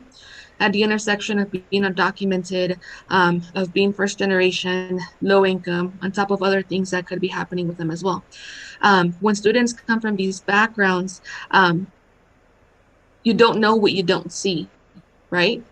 So if you haven't seen another undocumented student go through the college education process, you don't necessarily have easy access to information that can benefit you as one of the first ones from your community. And as educators, whether we're educators in K through 12 or educators at the college level, it's important for us to be aware about the different struggles that students face and the resources that we need to point them towards. In Clyde's situation, somebody from the financial aid office walked them over to the Dream program. At the Dream program, he learned about AB 540, which had happened, then who knows? Maybe we wouldn't have Clyde here at this moment. Maybe Clyde would have had to figure out how to pay for his tuition out of pocket without knowing the critical information that AB 540 exists and the California Dream Act exists. So I think it's critical for us to know what resources exist. And I will highlight that at the Dream program, this is the type of work that we do with students, right? Let's talk about AB 540. Let's talk about financial aid in the California Dream Act. Let's talk about the legal resources that we have to offer. Let's talk about the benefits of meeting and sitting down with the counselor, because it's a holistic approach that really helps the students see that even though they might not have seen another undocumented student go through this process in the past, it doesn't mean that they can't do it themselves. So now we have Clyde here as an example that he's talking to us about the different things that he's doing to get involved on campus and off campus for the benefit of the community. So it's one way for us to put into perspective that the work that we do, in spite of the outcome of the elections, is impactful and it's meaningful at a micro scale, but it goes a long way for the person that we're helping out. So that's what I'll add to that. All right. Thank you so much, Melissa. And thank you, Clyde. I'd like to personally thank you both for taking the time to be here and, to speak with us. I know you, Melissa, have an event going on right now. So thank you so much for taking the time to be here with us. Please do enjoy the rest of your day and stay safe out there. Okay, guys? Thanks. Thank you so much. Thank you. And quickly, thank you guys. Thank you both for being amazing. And quickly before we run on to our next guest, we have some new polls. We have some new news in from the polls that we're going to read out for you guys right now. Joe Biden is projected to win New Jersey, Massachusetts, Maryland, Delaware, and the District of Columbia. Polls are about to close in the key states of Florida and Pennsylvania. Donald Trump has just won South Carolina, Mississippi, Tennessee, Alabama, and Oklahoma, according to the Associated Press. As 19 more states close at 5 p.m. Pacific time, the Associated Press quickly declares Massachusetts, Connecticut, Rhode Island, Delaware, and Illinois for Biden. Trump has won Kentucky and Tennessee. All right. Now joining us is our advisor, Tony Albertson, award-winning advisor for the award-winning staff at Mount San Antonio College. And we have also joining us right now Sylvia Merlos from Cal State Dominguez Hills, a special populations counselor who has worked closely with Tony. Welcome, both of you, and we're so happy to have you two here with us today. Thank you. Thanks. Hi, Sylvia. Nice to see you. Nice to see you too. Yeah, I'm actually under some weird light, but that's the best I can do in here. So how are you? Doing a good job, Abraham and Monica. Thank you, Proud Tony. of you guys. We have very good advisement and schooling here at Mount SAC when it comes to journalism. Absolutely. So I'd like you guys to introduce yourself. Maybe start with you, Sylvia, somebody new, and it's a pleasure to have you here. Can you tell us a little bit about yourself and your work?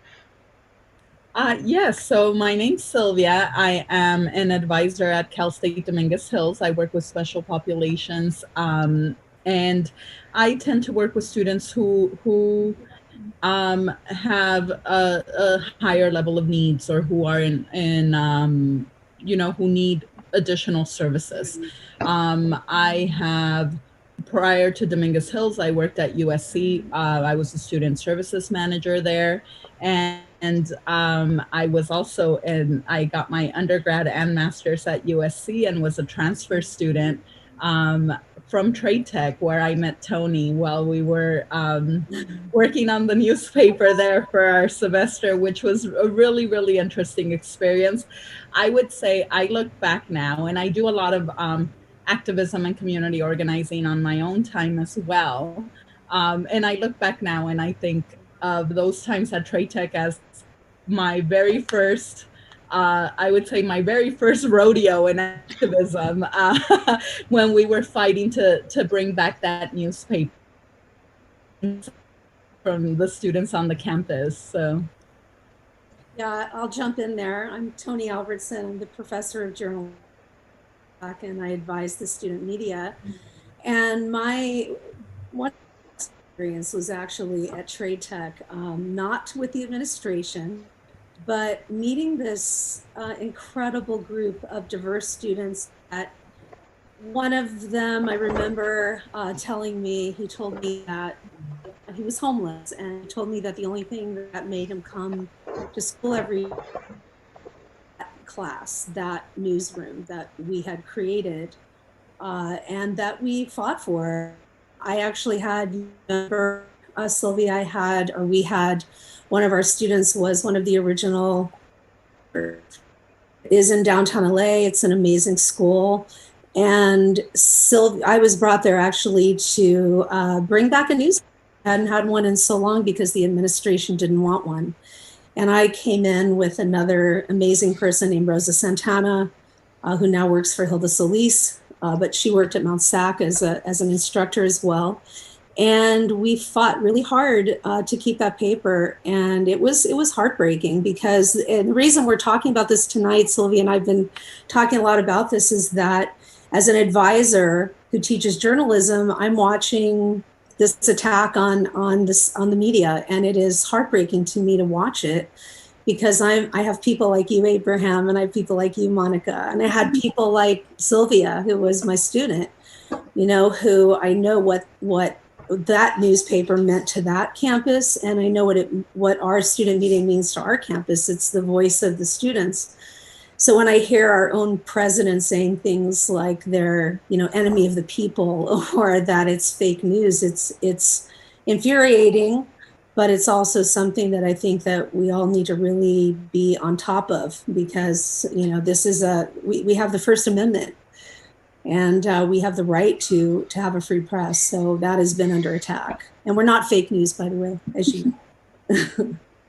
And just to kind of go off of piggyback a little bit off of what Tony's saying and the attacks on the media now by this person I hate to call our president, but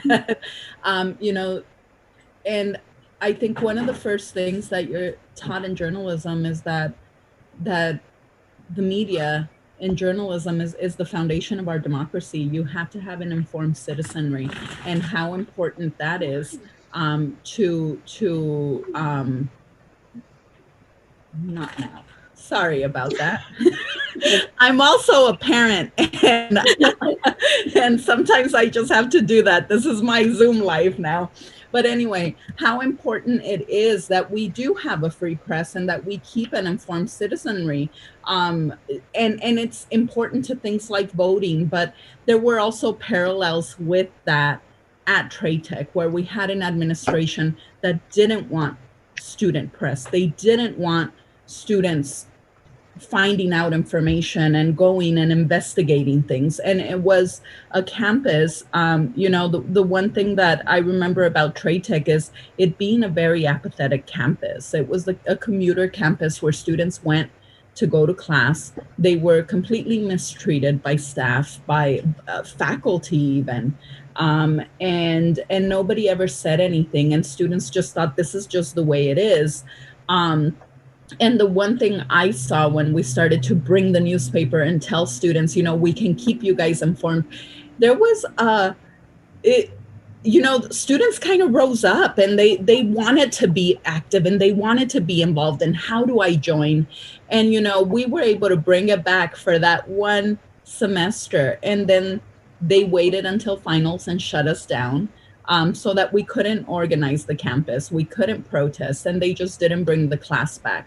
But one thing I'll tell you, and I think that this is going to be true also of our political climate now, is that what was left behind after that fight is that for several semesters, students tried to organize for this. And I think and I'm sorry, it's an emotional day. We were going to cry, Sylvia. We talked earlier. And I remember 2 years after I transferred, I had a student from Trade Tech tell me and say, we've been pushing for the newspaper.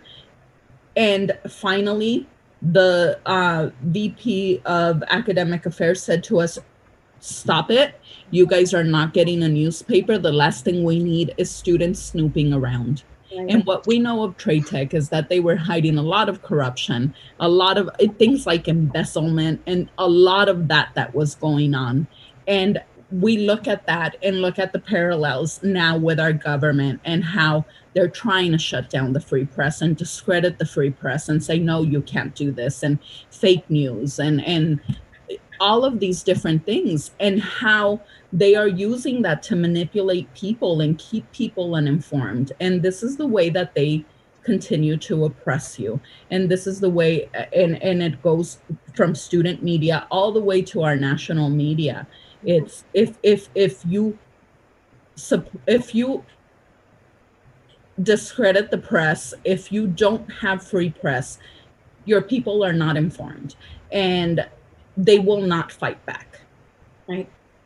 And I will just piggyback on something you said, because, you are, as a Latina, Sylvia, and you work with special populations, what a diverse campus we had, and what a diverse newsroom we had. And I remember someone, an administrator who's no longer there, saying to me when I was in a fight, which I was, as you know, all the time in a fight with administrators, telling me that I was giving these students false hope that they could do something beyond a trade. You might remember that, Sylvia. Yeah. And it was just so heartbreaking to me that, that these students, if you give them the higher bar that you set, they jump over it. You just keep raising it and never lowering it, right? So we did, by the way, put out the newspaper, and we did fight. and we did, the class, we didn't get the class again, but I will say, Sylvia followed me over to Mount SAC, and we continued with the same ideas that you both know. Abraham, you know how I feel about this. I have watched recently things happen that have just been so appalling. I mean, to have one of our students be completely brutalized in a way that it was just incredible. He's an award-winning. You probably remember. You might know him, Sylvia Pablo Anzueta. I know that you do, Abraham. To watch, a student of yours who has won every award you can imagine, and to watch him go out to a peaceful protest in Los Angeles and be brutalized, thrown on the ground, have his face smashed into pepper balls, have his equipment taken away from him. And this is just a student journalist. So what we're watching is a time that I never thought I would see. I thought that my little fights would be fights with administrators. I didn't know that my students would be attacked by police officers carrying guns and pepper spraying them and gassing them. So this is the time we're in right now. So I'm glad we're talking about this. Absolutely. And it's interesting because remember that first edition, I actually covered a protest. Remember, I covered that May Day march way back.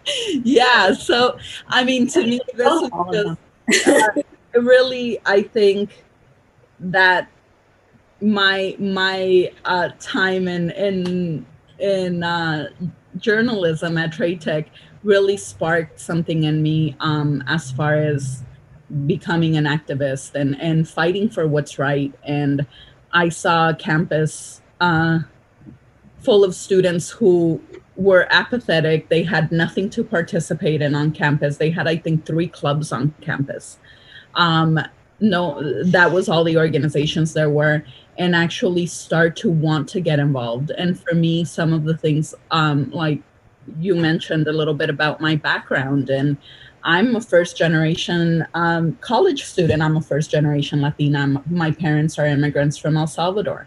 My mother got her residency through Amnesty in the 80s. And so I'm very connected to that community as well, to the undocumented community. I live and breathe the Latino community.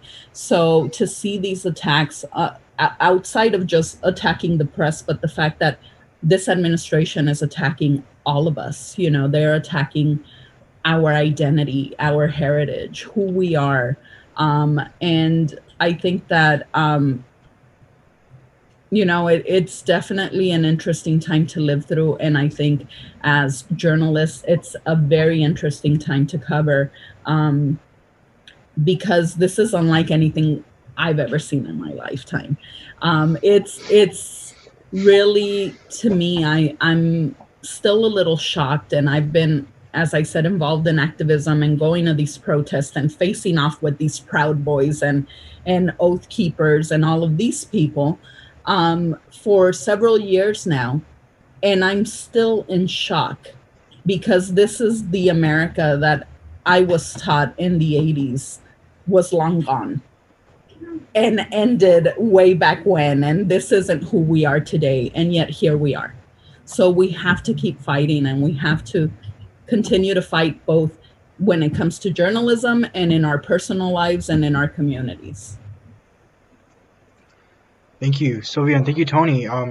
Definitely learning your story about how you two and everything that went on at LA Trade Tech was very clarifying. I now see a lot of where you come from, Tony, and I'm very thankful, because personally, being on the staff of SAC.Media, this program is my life. I can't imagine what I do if our newsroom was disbanded like it was in LA Trade Tech. I mean, I've mutilated my whole kitchen to be here right now. So I wanted to ask, going into that, what knowledge, what wisdom do you two, as two journalists, or as a journalist, people who have been through the corruption that administration can have, and definitely the lashback when it comes to press of any kind, student press or actual press. What wisdom do you have to young journalists and people coming up in the business, in the field and in the trade, because that's what it is nowadays? Like, what wisdom do you have to us and to anybody who may be watching and will watch this? Because that's something that's a question right now. Well, I'll answer as an advisor, and I'll ask Sylvie to answer as a community advocate, because I know the work that Sylvia does, and it's impressive, and the work she does with special populations. So for me, I've been at Mount SAC since 2006, and I also used to be at Oxnard College, where I watched another program canceled. And Oxnard is in a predominantly Latino community. This newspaper meant everything to my students there as well. So I thought that, I couldn't have my heart broken more than once. I did. I've had it broken twice when that happened at Trade Tech. And you realize that, you fight, and you do fight a lot, which we did. And I think that the more that you fight, you realize that there's always going to be another fight. And that's something that I've seen even at Trade Tech. And I've said to my husband many times, if they ever wanted me to just come and do it for free, I would, and I know I'd get Sylvia to go over there with me, because that's how passionate we are about the press at Trade Tech. So my wisdom really is more deep rooted in years of students and seeing the kind of just the fight that students have. And like what you just said, Abraham, I mean, come on, I look at someone like you and I go, here's this guy who wants to take photos, and steps up to be the editor-in-chief. So, we're a group of fighters, people who get into journalism, and it really is not just, straight journalism. I mean, whatever you're doing, whether it's photojournalism or you're storytelling, I think that's the part that I see in journalism. I see a lot of, all of the buzz talk, about engaging our audiences and all that. Yeah, that's really important if you're going to work. But what I would say is, if you could tell the stories of these people, which I've seen the two of you do, and this is really, I really admire this. Like, for example, we just came up, as you know, Monica's our politics editor. We now have what's called Voices, and we have people who we are giving voices to, because we didn't feel that we should be telling the ones telling their stories, let them tell the stories. So we have the DACA students, and we have MECHA and our queer community, and all of those students. And, like, that's what keeps me going. And I think it's what keeps both of you going, because I know you both always talk about wanting to tell people stories. And I think if we're not there to do that and to lift people up, and if journalism is gone, we're not going to have the country that we all care about. So, I would just always say we have to keep going, which is hard. I'm on here tonight when there's an election going on, and when I leave, I'm going to probably go and start shaking, because we're all very, we're all on edge. But you just have to keep fighting if you're going to be in journalism. And that would be my wisdom. And then I'm going to turn it over to my esteemed former student and dear friend. Well, for me, I will give the advice I give to my students all the time, and that is demand what you need. Always demand what you need, whether that's resources or information. If you're not getting the information that you're looking for, and it's there, you demand it, and you fight, and I think that journalism is a great field where you can affect change by informing people, and that's a beautiful thing. And it's just, you need to use your talents, whether that's the photography, the writing, or whatever it may be, or community organizing. You need to use your talents to affect that change. And what changes do you want to see in your community? And as far as politics are concerned, I will say this. We have this national election today, and regardless of how this goes today, know that politics impacts your life, not just on the national level, but on the local scale. And that's really, really important, that you not only look at politics during these national elections, but that you also look at what's happening on the ground. And for instance, I was sharing with Tony that here I live in Whittier, and we have a council member who the elections partisan, never who's getting elected for what, what party they belong to. So this woman gets elected. Her name's Jessica Martinez. People saw the name, elected her. 2 weeks after taking office, she took it upon herself to file a lawsuit against Gavin Newsom for offering $500 of coronavirus aid to undocumented immigrants. So while we're busy looking at the national, this is happening on the local level, and this is happening in many communities throughout our state. So you got to keep looking, and you got to stay vigilant when it comes to that, because these are the things that impact our communities. So my best advice is, don't just look at the big picture. You got to start looking at the little details that are all around you, because those matter and those will impact your life. And it's really easy at the end of this election to just say, let's just say, we get the turnout, the outcome we want, and Biden wins. It's really easy to fall back into our lives and say, okay, everything's restored now. But you have to, these people aren't going away. So as journalists, stay vigilant, and look at those little details all around you, not just the big picture.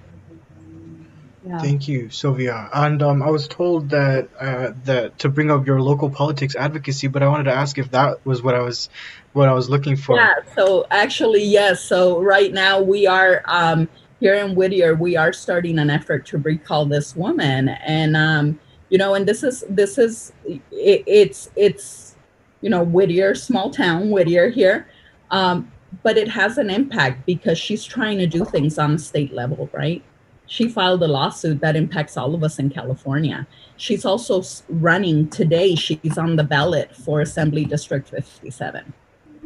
So we have to, and I do quite a bit. I've been involved in protests, and back in 2017, we had a lot of these neo-Nazis, MAGA patriots coming into Huntington and to Huntington Park and to Cudahy, harassing community members, and they pulled a gun on us at one point and pepper sprayed some of the kids. Nobody covered it. The media didn't touch it, not until they pulled a gun on us. And we called the media multiple times and said, hey, this is happening. They're coming to every city council meeting. So this is where I'm saying to you, stay vigilant on that community level. What is happening within your communities? Because these people were bringing buses with people in from outside of, and I went to Huntington Park High School. I lived in Cudahy. So to me, this was personal. You don't mess with my cities, and there was almost no coverage of any of this chaos in the news when this was happening. And we were trying to say, hey, you know what? We're under attack. This needs to be covered. The best report of it that I got was sent to me by some random person in Canada. It was on the Canadian news. Shocking. Thank you so much, Sylvia, for that input. And Tony, I wanted to bring it back to you to wrap something up. So, as you've mentioned, student journalists are one of the biggest hopes, especially for local politics. We see them in every single crack and crevice that we can find when it comes to covering things like this. And like you've said, we've had people on our staff and people who have come from our staff that have been at some of the most recent protests, such as Pablo Enzueta, who was unfortunately detained, arrested, and charged. And I wanted to ask, how do you react to things like that when you see, your students are under the microscope and really feeling the pressure when it comes to things like this? You have a plan in place. What are some of your thoughts when it comes to things like this that could happen to your own students? Well, Pablo to me was still, even though Pablo is now just at Cal State Long Beach, as I got involved with Pablo with what was happening. And the first thing I would say, if you say, what is my first reaction, is anger. And I, yes, I tend to become the protective mother as well with a lot of you when I hear something like that happens to one of my students. But, I also want to say that we have faced that even on our own campus. We're very lucky that we have support in the way of a lot of our faculty, but this has before. I just want to say that we've all faced a lot of issues with campus police. We've seen things happen on our own campus, and the first thing that I told Pablo was that there's support for you. We have the Student Press Law Center. The Student Press Law Center we've been on a first name basis with them in the past, including with Trade Tech. We're the first people that you call. And you may not think that, that's going to change things, but it does. I mean, it changed things at our campus very quickly. As you all know, there were major changes at Mount SAC after we did some reporting that the campus wasn't flattering to the campus. But I will say that even our administration at Mount SAC, regardless, in the end, they still respect a free press on our campus. And that is one thing about Mount SAC that I'm proud to say, that at least we know that. So for me, it's what's in place is that, I'm always going to have your back, that. And I want you to be able to go out there and be safe, but you have to know that when you're out there, no matter what if you're covering a protest, you are going, there's some risk involved. And that, Abraham, you said that, even now, middle of a pandemic and our students are out there covering protests. So, my feeling is that there's always support for you, but there's, things that are important like journalism, there is some risk involved. And, what would we be if we weren't fearless, right? That's a part of being a journalist, is being fearless. So that's really all I have to say about that. I'm constantly proud of students because they just continue to step up. I know that Albert is in the waiting room. Albert Cerna, former student of mine as well, who just continues to fight and has done the best reporting ever. And he's faced his own issues. So I'm happy he's going to come on and talk about that. But if you're a journalist, you've definitely faced some kind of problem. And I know we all have stories. You will soon, Monica, as soon as you continue this career that you've chosen of late, right? So anyway. Yep, and I'm all in for this adventure that is not going to stop once this election passes. I don't think it's ever going to be normal again, just based on the what we've normalized as a nation. That's something that's always going to be that's something that's going to be free game for journalists to cover. And yeah, it's going to be tough. So I think we're going to introduce our next guest now. So thank you so much for joining us. It's great to hear your stories at Trade Tech and Oxnard, and to bring light of what it's been like to be a journalist in a corrupt place, and how that parallels to sort of the track we're on as a nation. So yeah, thank you guys so much thank you guys both for having us. We appreciate the time you set aside. Having me here. Thank you, Sylvia. Thank you, Tony. Enjoy the rest of your night. Okay, quick update from the polls before we jump into our next guest. Joe Biden has been declared the winner in Connecticut, and Senator Mitch McConnell, the Kentucky Republican and Majority Leader, has been elected for his 7th term on today, defeating the Democrat Amy McGrath. Biden has won Maryland. So next up, we have Albert Cerna coming in for us as our next guest. Hello, and Albert is a former Mount SAC journalism student, so he's been in our shoes before. He's a former EIC of the Mountaineer newspaper and of Substance magazine. He's currently a San Francisco State student. He has bylines in the Huffington Post and WeHo Times. Just a lot of accomplishments here. And we spoke a while back talking about journalism, freelance journalists' rights for AB 5, a bill that was passed earlier this year in California. So thank you so much for joining us today. Yes, welcome, Albert. I'm glad to have you on the show. Thank you so much. Sorry, I've been in Boyle Heights covering the election in this community all day and all weekend. So my apologies if there's a little background stuff, but I'm glad to be here, guys. Thank you for having me. You look spiffy. Of course, thank you. We're glad to see somebody that was in our shoes out there getting good work done. So, talk to us a little bit about yourself. Introduce yourself. We want to hear a little bit more about you. So my name's Albert Cerna Jr.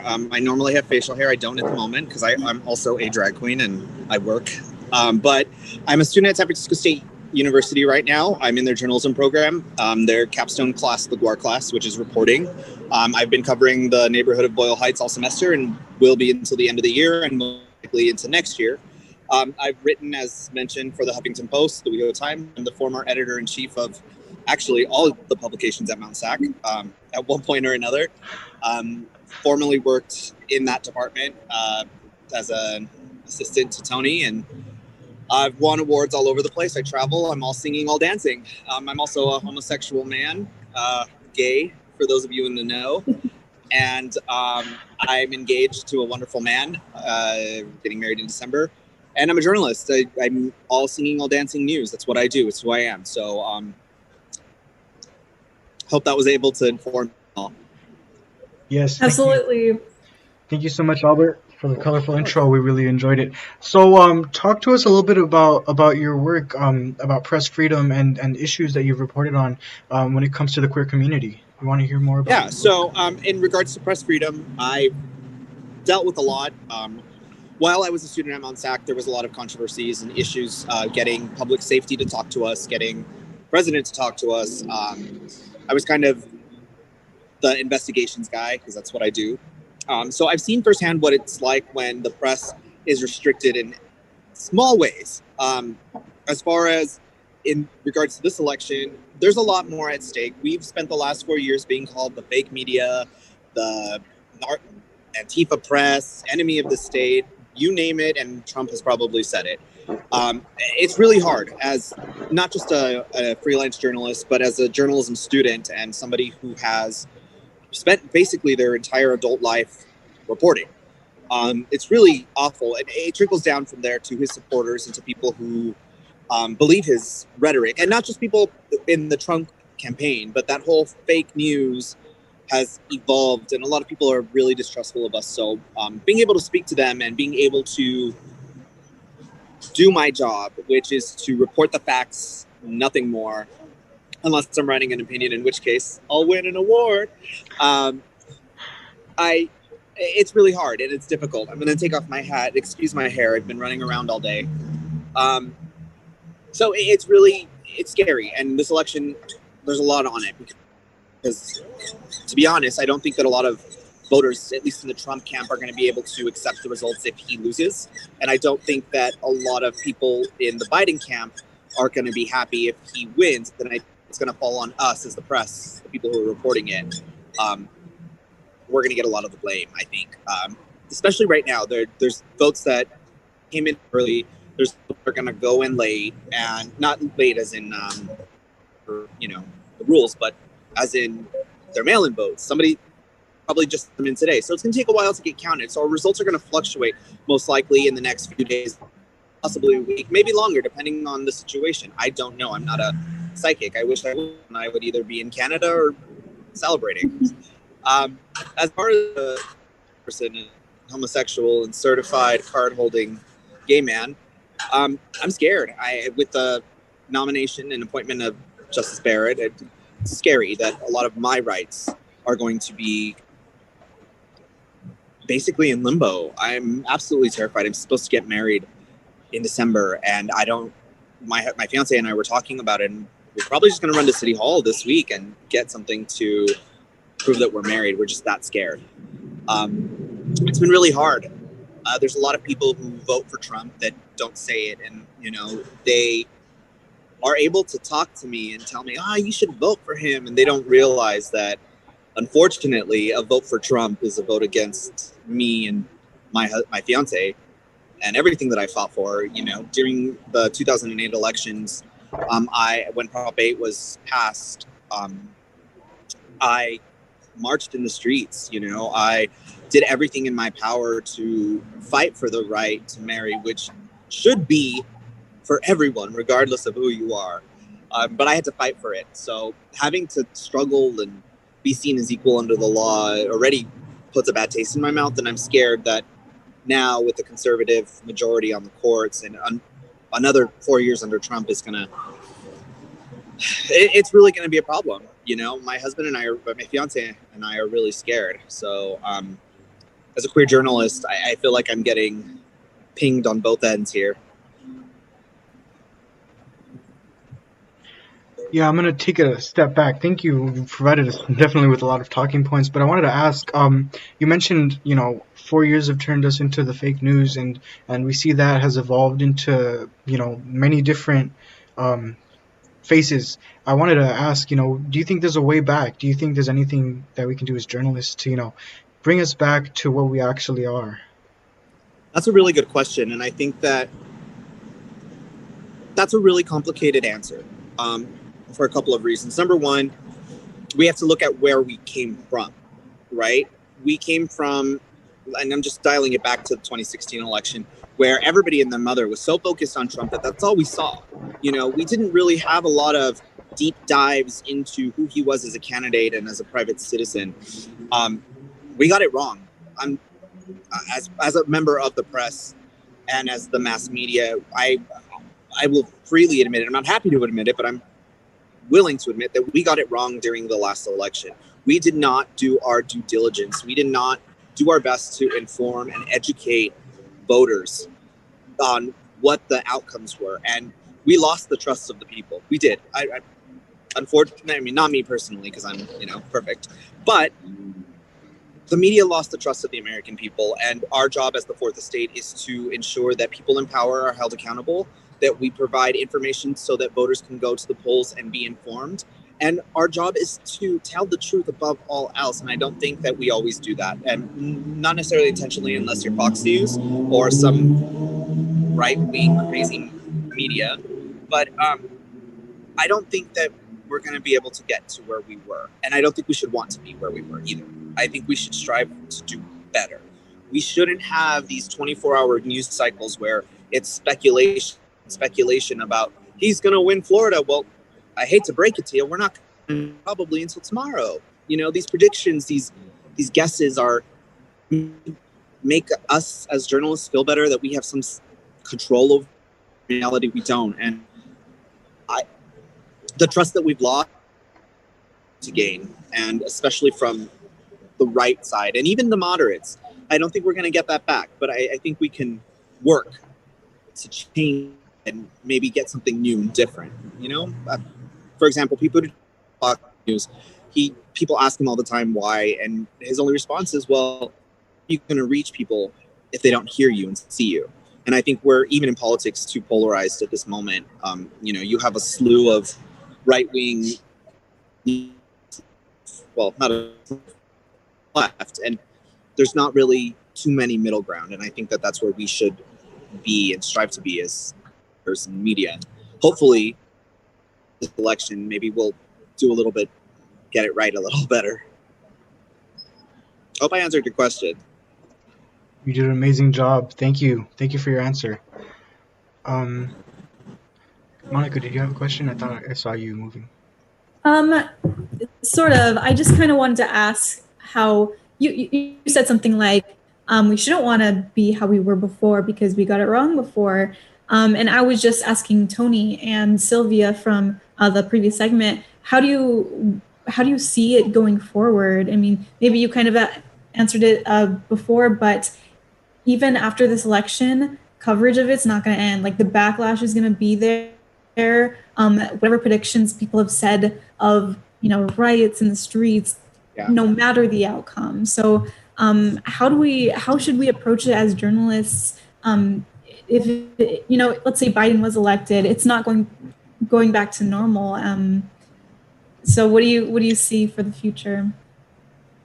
I'm not a mind reader. I mean, I wish I was, and I'm not a future seer. But what I can I don't want to say too much because I'm scared. And that's the honest truth, is I'm scared of what's next. I'm scared of what our role will be in the future.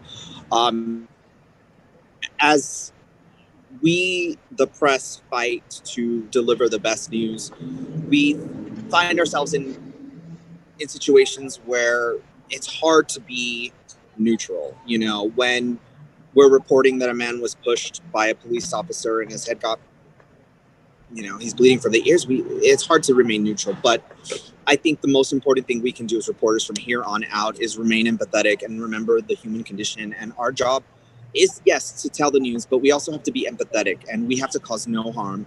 We have to ensure that whatever we do isn't for the headline, for the views, for the clicks. And I know that drives media, and I know that's how we get paid. And believe me, when I seen those numbers rise on my own stuff, I get excited. I wet myself. You know, it's exciting to see your numbers rise, but that shouldn't be the only thing. And I'm blocks away from downtown LA, and they're boarded up, and it's scary.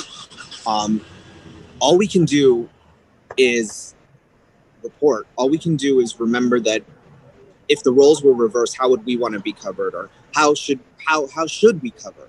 You know, how should we evolve and change so that people don't think we're the enemy of the state anymore? You know, journalists and journalism was a pillar of our democracy. It's the greats, you know, from Woodward and Bernstein all the way back to, you know, Sinclair. You know, we have an obligation and a duty to our people, and I think that we've lost that in some respect. And I think that in the end, you know, getting back to where we were, as I mentioned, isn't where we want to do. We want to move forward and evolve past that.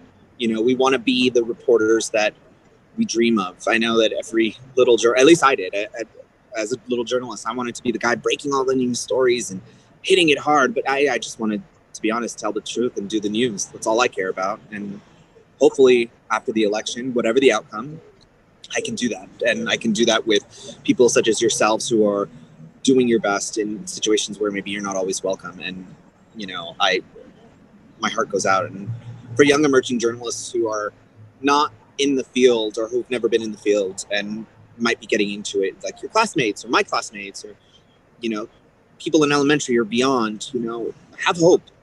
You know, you're the change. Not these old farts sitting in a newsroom somewhere. No offense to any of those old farts trying to hire me. I'm available. But that's gone. I mean, it really is. If we want to change the landscape of press and media and journalism, we ourselves have to do that. And the first step is, you know, engagement. Like, hey, I know that you don't like me, but why don't you tell me why? Why don't you tell me who you are? What did I do to upset you so much? And I'm not trying to, you know, like, I'm not saying like to get into it with somebody, but genuinely ask, like, well, why do you feel this way? And how can I change it? You know, ask the people who call you fake news, what can I do to not be fake in your eyes? Report the facts. Well, sorry, if you don't believe facts, that's on you. But at least I'm trying. You know what I'm saying? I hope that makes sense and answers your question. I know it was a little long-winded. Yes, most definitely. Distracted by my ugly hair. I look like Trunks from Dragon Ball Z. Thank you. We really appreciate that input. I had a question for you. What do you think was the most difficult thing that you faced as a journalist? Do you want to take us back to what that may have been, and just explain it to us, please? So let me clarify. Are you talking stories I've written, or are you talking about situations where I've been stonewalled? Because I've been reporting, you know, as a student and as a freelancer for 10 years now, more than 10 years. And so I've seen a lot. Just don't have my degree to prove it. Well, I mean, I argue that both of them are part of the work. As long as you're being a journalist, you're out there trying to get the scoop. You know, I'm in where you were 10 years ago right now, maybe even 5 years ago. So like something that challenged you, that pushed you to your limits as a journalist when it comes to, you know, trying to put your work out there and get the truth.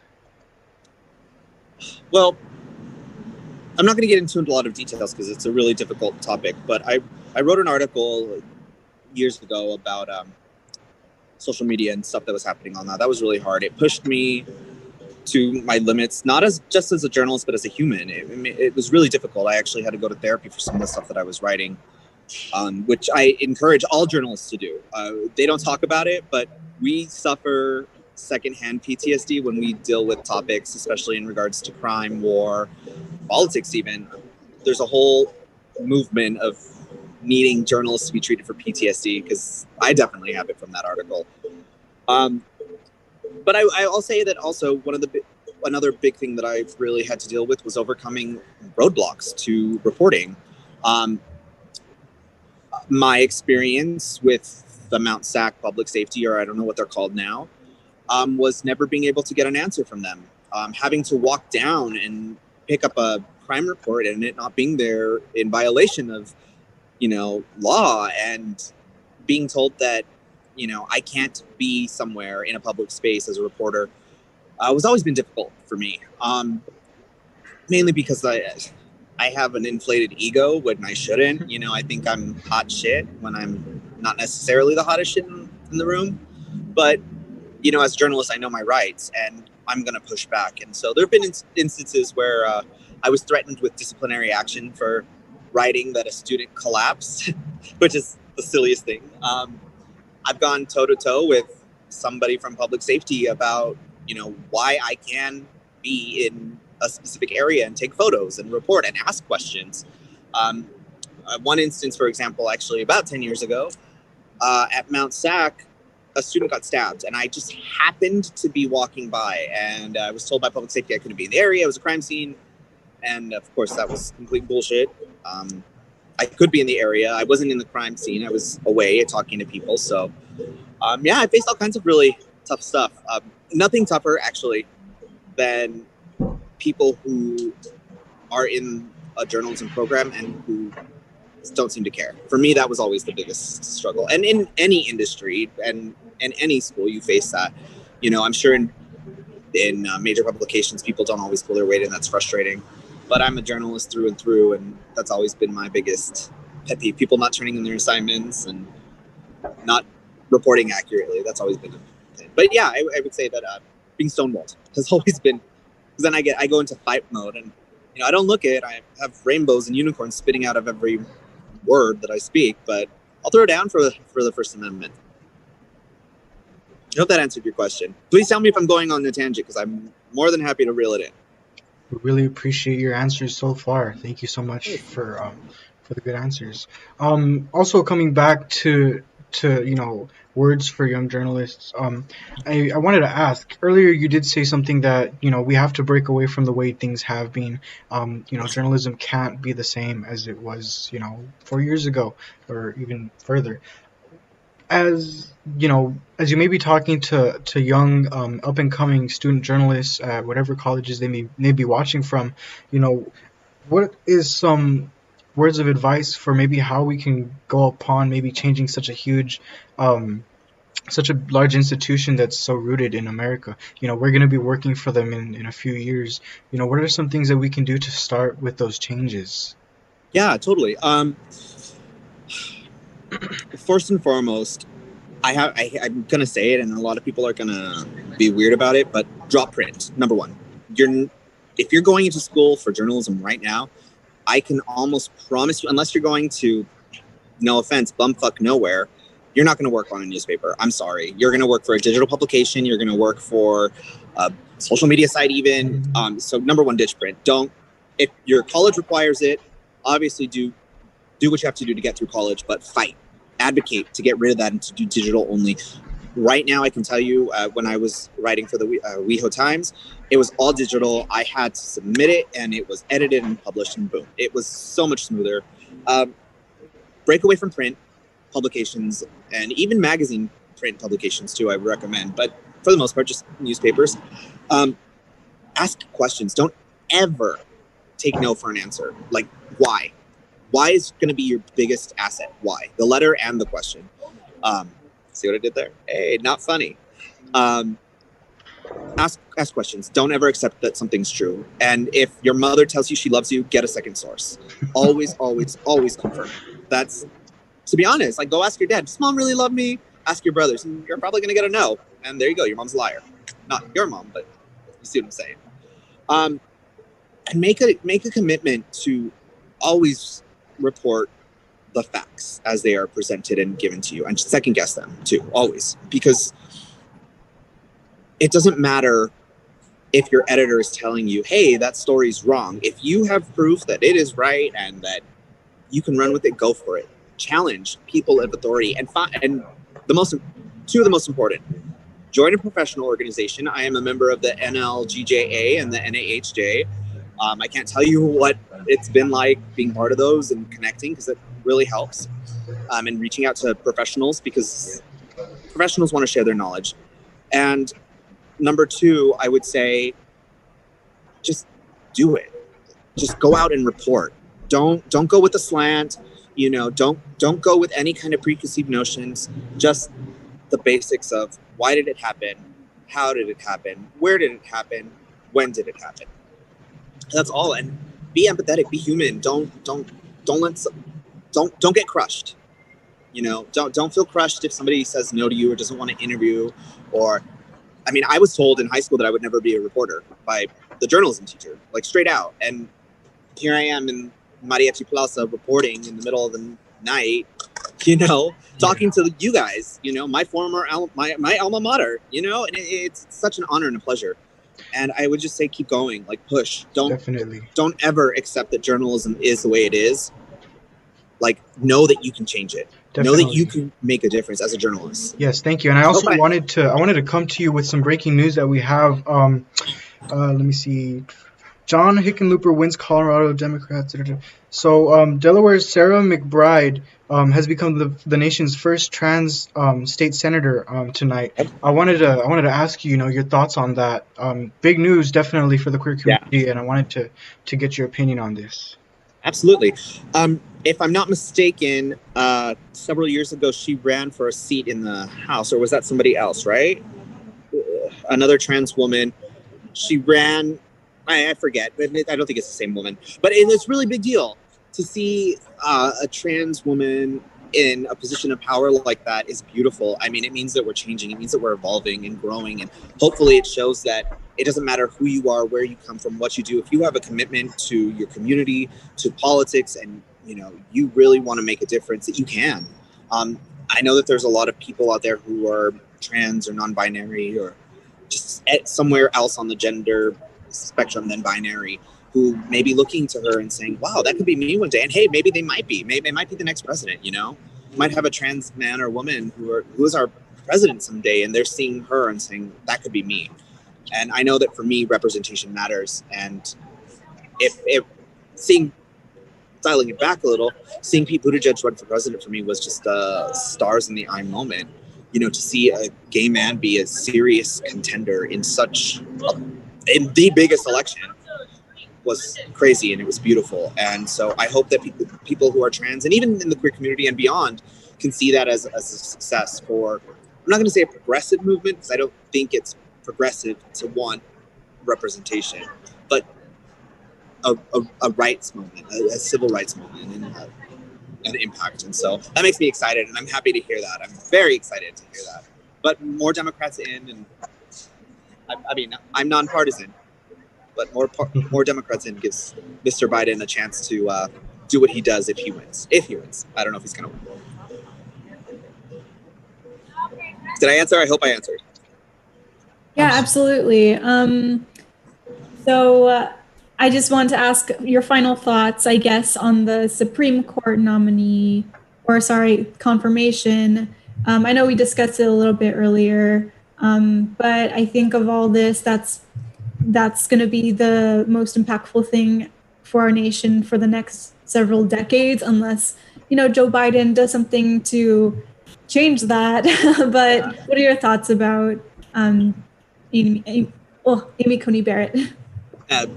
So let me first say I do not support court packing. I think it is a horrible thing to do in general, unless it's absolutely needed for whatever reason. If there's ties, fine. But to pack the court so that your political agenda can be further advanced is sorry. And there go some Trumpers. Funny enough. So number one, I want to say that I don't agree with court packing. I don't believe that the court should have a political affiliation. I just don't. They're not there to take sides in the way that we think. They're not there to take sides. They're there to rule on law and to interpret Constitution. As far as Justice Bennett or Barrett or whatever the hell her name is at this point, I don't care. I think it was shady. I mean, it was total bullshit. When Obama was leaving office, the Republicans refused to even consider his nomination. And they all hold us accountable, tell us. But again, and this isn't a partisan issue for me, this is just me saying the facts. The GOP, as it stands now, has never been one to hold me accountable. I mean, we can't even hold their president accountable, our president accountable, and he's their party, you know? So BS on top of it. But I'm very hurt. I'm scared. I'm terrified. I'm worried. Like I said, my fiance and I are thinking that we're just gonna go to City Hall this week and get hitched, because I don't want to have to worry about that later. I don't think she's qualified. I don't like that she didn't answer a single freaking question. People were comparing her to Justice Ginsburg, which I hope wherever she is not rolling in her grave, because there's no comparison. It's sad, and I think, to be honest, it's a failure of American democracy. It is a collapse of our system that is meant to protect us, our checks and balances. And now, we don't have balance. We just have checks. And hopefully Biden comes in, but if he doesn't, it just gives Trump free reign. And Republicans found out not too long, politically speaking, but they found out that they could use the courts to pass bills and to get their way and to find a more conservative avenue of politics. And they've been using the courts for years, and it's sad. It really is. I am bothered. I really am. I cried. I told my fiance, I was like, this is it. This is America's dead. But I don't believe that. It was dramatic. I think that, if anything, today shows that we as Americans are resilient, that we are able to overcome anything. And hopefully, we will get through this horrible election, this horrible pandemic, with a better understanding of who we are as people, but a better understanding of what it means to treat other people the way that we would like to be treated. I'm not religious by any means, but I do believe that, kindness is magic, and it's the easiest gift you can give to somebody. The cheapest gift is being kind and loving. So that's kind of where I draw. That's kind of where I do all of my journalism. It comes from that belief that kindness is magic, that we are all together in this shithole that we call life. So, at least in the time being. So I hope I was able to answer your question. Sorry. Yeah, absolutely. It's great to have your perspective as a former student of Mount SAC, of this program, and as a current, freelancer, and someone that we are trying, all of us for the most part are striving to be. So thank you so much for— Be better than me. Be better than me. Actually, that is my advice. Be better than me and everybody who came before you. Not in a, I'm so much better, but learn from my mistakes, from previous journalists' mistakes, learn from them, grow from them, and make the press what it should be. So that's my advice to you. And thank you guys for having me on here. Thank you. Yes, thank you so much, Albert. We really appreciate that you're— Of course, I'm going to eat my burrito if you guys don't mind, and I'm going to head out and continue. Enjoy. Keep us updated. Of course, stay safe out there. Thank you so much for what you're doing. And yeah, we hope to read whatever you're bringing to us from where you're at right now. So we're always AlbertPBJ.com, Project Better Journalism. That's my everything: Twitter, Instagram, and website. So follow me, subscribe, and if you don't know who I am, Google me. Most definitely. We're always happy to have alumni pieces on our publications. Thank you, Albert. Yep. Have a good one, guys. Enjoy the rest of your night. Bye. Bye-bye. Okay, some more quick updates from the polls before we introduce our next guest. Okay, so as we've announced earlier, John Hickenlooper has won Colorado, and this is important because it is the first seat flipped from Republican to Democrats. Okay, Joe Biden has won Colorado, and what else do we have here? And Trump has won North Dakota. More on the polls. Senator Trump has won Wyoming, North Dakota, Nebraska, South Dakota, and Louisiana, according to the Associated Press. Joe Biden has won New York as well. And here we go. All right. Now, just a few seconds before we get to our next guest. But what are your thoughts so far, Mon, when it comes to the election? It is stressful. I mean, it's good for us to have these conversations with these people, everyone that represents the diversity that Mount SAC is. But still, in the back of my mind, everyone's saying their experiences and everyone's saying what they're anxious about. At the same time, like, I'm anxious too. Like, I can't stop like looking at these updates, or they're always just in the back of my mind. And yeah, I'm hoping that whatever happens, it's not any worse than some things that we've experienced, and there's not much, riots or backlash in response to it. But we definitely are looking at it like it's anybody's game right now. I remember I mentioned earlier that it's starting to look like Game 7 of the World Series. So we'll be here all night. We'll be covering it on Twitter. So those of you who are just chiming in, we're SAC.Media. Go ahead and log in to Twitter and go to SAC on Scene to look for more coverage. And now we're going to introduce our next guest, Amber Ortiz. Amber Ortiz is the pop editor and a social media expert for us here at SAC.Media, a very well appreciated staffer for us, and we see that she's still with her sticker. If you want to go check out some of what Amber has covered, you can find it at our Instagram, mounty.media, for some of her live coverage and other live coverage that we've gone through this morning. Thank you, Amber, for joining us. All right. Hey guys, I've been watching all day. It's been fun. Thank you. You're our support. It's definitely. So what about you? What you've been covering it over social media? You're the person to try to attract people to pay attention to not just like the election, but whatever stories we cover. And so what's it like watching this all go down right now? This is your first presidential election? Yeah, it is. So it's not what I expected. I thought it was going to be, especially with, I know, like, I feel like we kind of threw everything together last minute, but it's running a lot smoother than I thought it would be. So that's great. But yeah, it's hard to kind of concentrate on doing the socials and then trying not to look at the polls and things like that. But yeah, just trying to stay calm.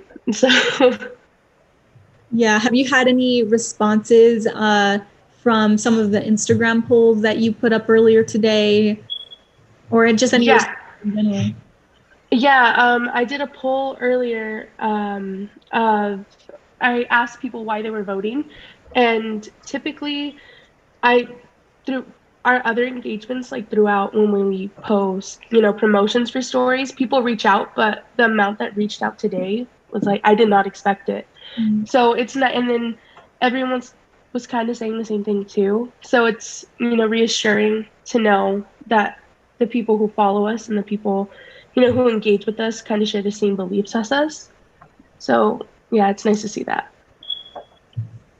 And how do we, we're going to discuss how social media has affected the elections. And we've had previous discussions about like the impact of TikTok and Instagram, or just social media in general. So what do you see as like a young person having this be your first election? How do you see social media affecting tonight, as far as like coverage and like what people are paying attention to tonight, and like it's, I don't know, when I think about it, it's actually pretty insane, because I think back to May, June, when everything was happening with George Floyd and the amount of like activism that was going on Instagram, and it's nice to see that it didn't stop there. Like people, especially younger generations, are still posting about it. Like their activism isn't performative. So I don't know, it's nice to see that, you know, they're really trying to make a change. Even people who are younger, like you know, some of my cousins, they're younger, like high school, like 16, 15 years old, and they're posting more about these issues than, you know, older people. So it makes me hopeful for like the generations to come. The one thing that I will say though is people don't really check, like they don't fact check. So that's a major problem when it comes to like media bias and things like that, especially with Gen Z. I've noticed a lot. They don't want to hear from the other side, like the other parties, because they think they're right. And I'm not saying that they should really take everything they say into consideration, but it's, you know, there are times where you have to do the fact checking. Like you can't just rely on someone who, you know, just started an Instagram account and posted something about Black Lives Matter or, you know, things like that. But there's also like the really positive side to where, you know, how it spreads awareness, especially recently with the whole ballot boxes being tampered with. I wouldn't have known that a ballot box in Chino was tampered with if I didn't see it on Twitter and people weren't talking about it. So it's things like that, that it's like, I think it's important that social media plays a big role in politics. But yeah. Definitely. And another quick update from the polls. So California polls should be closing at 8. There's still time for people to vote here in California. Be sure that you're in line by 8. They legally cannot refuse for you to vote as long as you're in line. 23 states are about to close polls at 7, one of them including Arizona, which is definitely an important one on the polls today, which should be closing in about half an hour now. Okay, Amber, so definitely, yeah, we noticed that there's a lot of ups and downs when it comes to social media and you know, politics. There's definitely more being put out there. You know, so much of an information overload sometimes that you know, it kind of at times plays into polarizing. You know, I feel like I remember hearing that a ballot box here, an official ballot box here near my home in California, in Baldwin Park, was lit on fire on purpose by somebody, and I wouldn't have known that either. So I wanted to ask a little bit about, you know, the polarization and whether or not, you know, you think there's a fix to that. Um, is there anything that you see maybe where people are trying to fight the polarization, you know, draw it back from the rage and the button mashing on the internet to maybe have some actual discourse? I feel like it's difficult right now, especially because the two parties are very divided. And I hope to see like change, you know, that it kind of goes back to where we were in 2008 and things like that, to where the parties were divided, but they weren't like this. Like this is literally like you're on one side or you're on the other. I don't think right now you can really be neutral. So I hope that it gets better, but I feel that social media makes it worse. So, and social media is still evolving to this day. Like we're still getting, you know, like we got the start of social media. So like Instagram, Twitter, we're still at the beginning stages of it. So there isn't really like an outcome that you can predict because like I said, social media is always evolving. So yeah. So I want to ask, do you think or have you seen, you said there, I apologize. You said that it's hard to have any discourse with young people or just like people on the internet in general because you're either one side or you're not. So what do you think are the differences between each side? And I want to like specify in Gen Z because I know we mentioned I don't remember what we mentioned, but we were talking about TikTok and how we wanted to put content in our TikTok, but we have to be really careful about what we put out because it's easy for, you know, the right side of TikTok on it, right? So what are the differences you think? And I don't know if you could have like a neutral stance on this, but that you've seen between like Gen Z left people and Gen Z right people? I'm going based off of TikTok. From what I've seen, a lot of Gen Zers on TikTok, they're very, we know that this is right. We're going to change it. Like this is where we live now. And, with the whole older people shouldn't be able to vote and things like that. And I think Gen Z for sure, like on the left side, they're very passionate, I guess you can say. So, and then, with the conservative side on TikTok, it's just both of them can be really cruel to each other. I'm not going to say that one's, less. Like they're both, I don't want to say toxic, but it gets to the point to where it's like just straight bullying at that point. Like it's not, you can't talk about it because one party really thinks they're right. And I don't know if it's a younger thing either, but I've seen it in older generations, especially because I've seen it a lot with younger people like Gen Z, and then with baby boomers. They're the ones who are usually going head to head. I've never really seen a younger person who's a conservative on TikTok, but like, how TikTok's cater to you. So I can't really speak for the younger people, but for the older people, they're usually the ones who are, coming to attack these teenagers, but the teenagers really, like fight back. Like they don't, like they give into it. So Do you think that it's a whole generational thing, or do you think that it may be just a few, fast typers out there that are really putting their voice out and they're the face of their side maybe? And what do you think about something like that theory? I don't know if this makes sense, but I think it can be both because, you do have those people who have a platform that everyone, that's willing to follow like right away. They don't look at it. A celebrity, let's say like Taylor Swift, how she, she put out her political stance and she got all these people to vote. But let's be honest, like a lot of people were saying they were going to vote like her. So, like these people with a platform, I don't think they realize like how much of an impact they have on younger people, especially. And I think that's where like older generations get upset because they're kind of like, oh, well, you're just doing this because of this. Like, you don't actually believe in what's right. Like, we know we're right. So I don't know. I feel like it can be both for sure. So do you think the younger generation should be, I guess, idolizing some of these candidates that they are, and should be idolizing some people that have been quite loud on TikTok? For example, Claudia Conway, number of other people. But what are your thoughts on people kind of idolizing congressional members like AOC and stuff like that? I know there are a lot of people who admire her and hope to see younger people in that place like her. But what do you think about that sort of, engagement? With AOC specifically, I get very like, I don't know if you guys notice this trend on like within, like the internet, but typically when a woman is praised and she's like held up like on a high pedestal, they're always going to find a way to like bring her down just as fast as they put her up. So it's kind of, I guess, unsettling to see that because I don't think that they shouldn't idolize her, but it comes with the whole like, culture of the internet to where it's not, I'm not saying it's toxic because I really do believe the internet has done a lot for us, like with spreading news and, spreading awareness and things like that.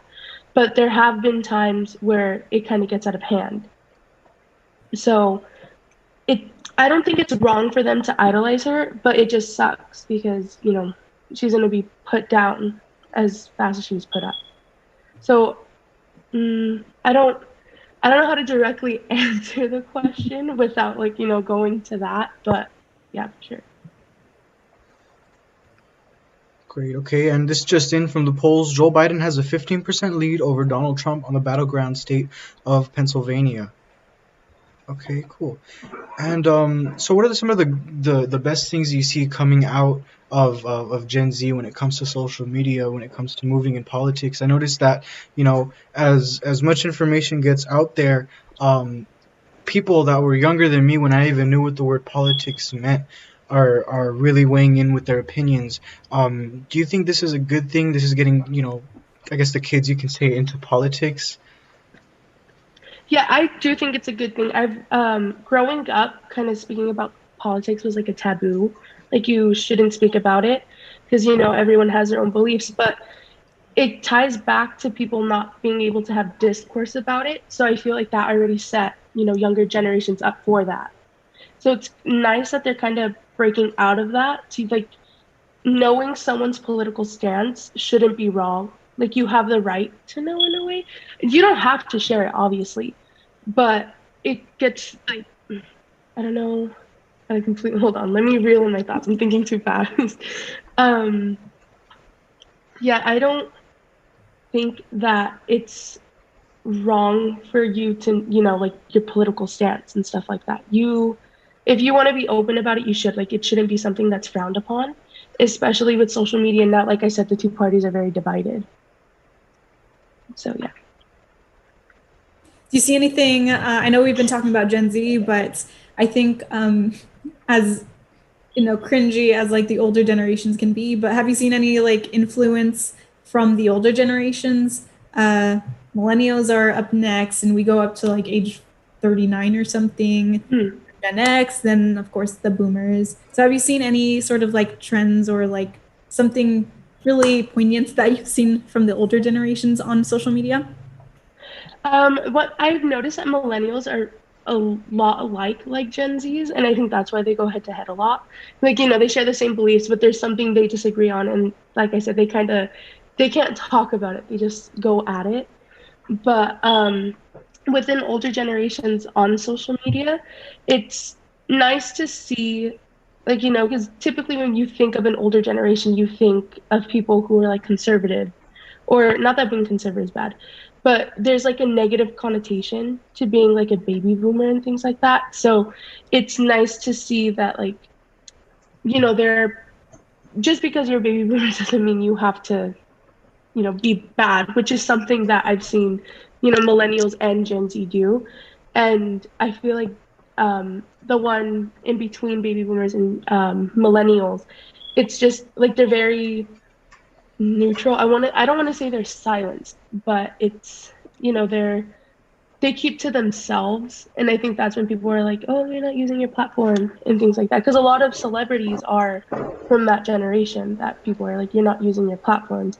And then to go into that, how now a lot of people get upset if you don't use your platform for good and things like that. Like it just ties in back to the whole parties being divided and then, politics being a taboo to speak about and all of that.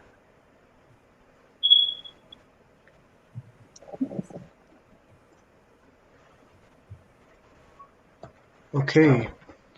And then I was wondering, hold on one second. There you go, hold on.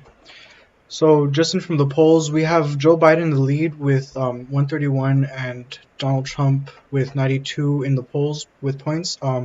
This in again, it's needed 270 to win. In California, for those of us who are joining us now, we have until 8 o'clock to vote. And just to reiterate from earlier, as long as you're in line at the polls at 8 o'clock, you cannot be denied a chance to vote. So for those of us who haven't gotten the chance, go ahead and vote. Thank you so much. Okay. So we have a question from our chat on YouTube that I'm just looking at. People are saying that's a very good discussion. Should politics be emotional? No, I don't think so. I feel, I don't know, I'm a little biased because, like I said, I tie emotion to like being passionate about something. And I think younger generations are very passionate about, their stance to where it gets to the point where they don't know like where they stand completely. They're very one-sided that I've noticed. So yeah, I'm sorry. I'm thinking way too fast and I need to like calm down. Yeah, no worries. We've been thinking too fast all night. An update. Texas is Trump is leading Texas by 2 or 1.5 points. 75% of the votes reported. Oh, we got Colorado for Joe Biden, New Mexico for Joe Biden, Illinois. Just updates on the polls here. Another update: Congressperson Ilan MN has secured re-election in her district. Who is that? Oh, from Minnesota. Ilan, yes. Yes. Okay. Cool. And so, I had another question, Amber. When it comes to politics and social media, and such saturation and polarization, and so much of an overload of information, at what point do you think it gets too much when people weigh in on social media with politics? And in what ways have you seen some of these examples? We cut out a bit. Yeah. Can you guys hear me right now? Yes, sorry, my internet is unstable right now. But I wanted to ask, in what ways, when people start weighing in with such an overload of information on politics on social media, in what ways does it get to be too much? Where does social media do you think, or have you seen cross the line when it comes to things in politics? And I also wanted to ask about an event in specific. Oh no, sorry. People were overloading a Trump rally to buy tickets but not attending. What are your opinions on that? Is that something that should be frowned upon when it comes to politics and social media? I feel like I can't answer that without being biased. So I'm going to try to look at it from a different perspective. But, it goes back to, kind of people being disrespectful to others' political stance. And I don't know how to say this without coming off like weird, but I don't think if you don't agree with something, you can voice that you disagree, right? But it gets to the point where it turns into bullying or like harassment. So I think, it can get like that pretty fast now that the divide is bigger than ever. And it doesn't take much, like the whole Trump rally thing.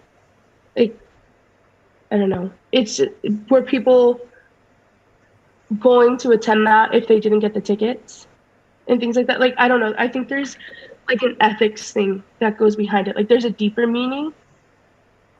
But yeah.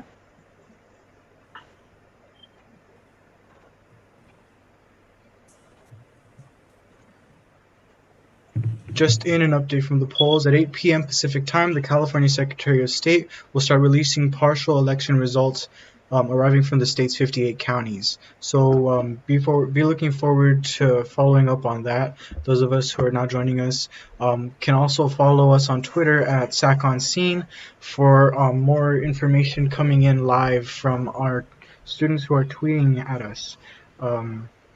Also, for those of us who are joining us, please be sure to check us out on Instagram at SAC.Media for some of Amber's and other SAC.Media staffers' works covering the polls live, even at election centers, voting centers.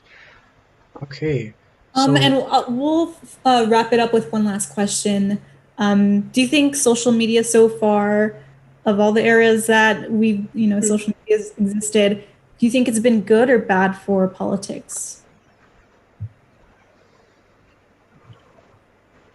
See, I can't really give you a definite answer because there are a lot of positive, effects to social media, and then there are the negatives to where it kind of balances out. But for me personally, I think that it's good for politics.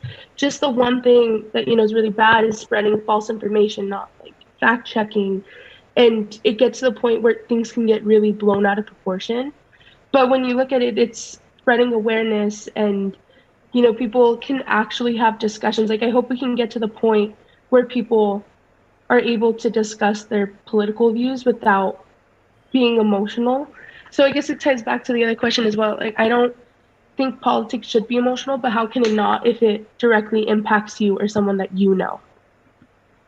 So overall, I think social media is good for politics, but there's also like, you think about the targeting from, like Instagram and how they target to you, or how TikTok is specific to what you want. So I kind of go back and forth. Like I realize things on one side, I'm like, okay, this is good, but then it's like, oh wait, it also does this. So it for me, I go back and forth between the two. Like just kind of deciding whether or not it's good or bad. But like I said, social media is still evolving. We're still in the beginning stages of it. So I don't think we're actually going to know until like maybe another like 10, 15 years if social media is still around. Because who knows, like, things happen. So Yes, things certainly change fast when it comes to social media. Um, so closing up with one final word from you. How do you feel tonight about the elections and what's going on? Are you excited? Are you nervous? What are your thoughts as we come to the end of the night and the evening wears on?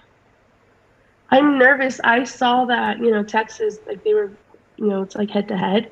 So it's just, not that it's scary. It's just, I don't like not knowing what's going to happen. So I get very anxious.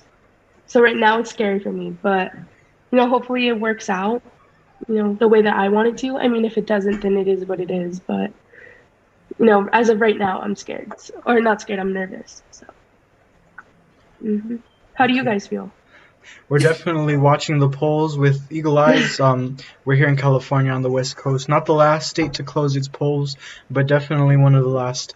And we're waiting to the 8 o'clock mark for the Secretary of State to start releasing the numbers when it comes in, and when it comes down to it.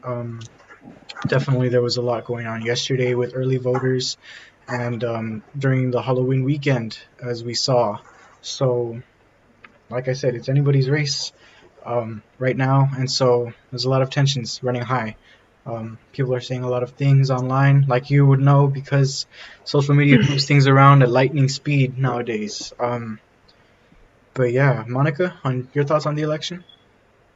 Well, I'm just as anxious as anyone else, but I mean, it's nice, like I said before, that we're talking to all these people to get their thoughts on, their experiences and all that. But at the same time, I'm, casually checking these updates and kind of, screaming in the back of my head. But, there's not much we could do right now.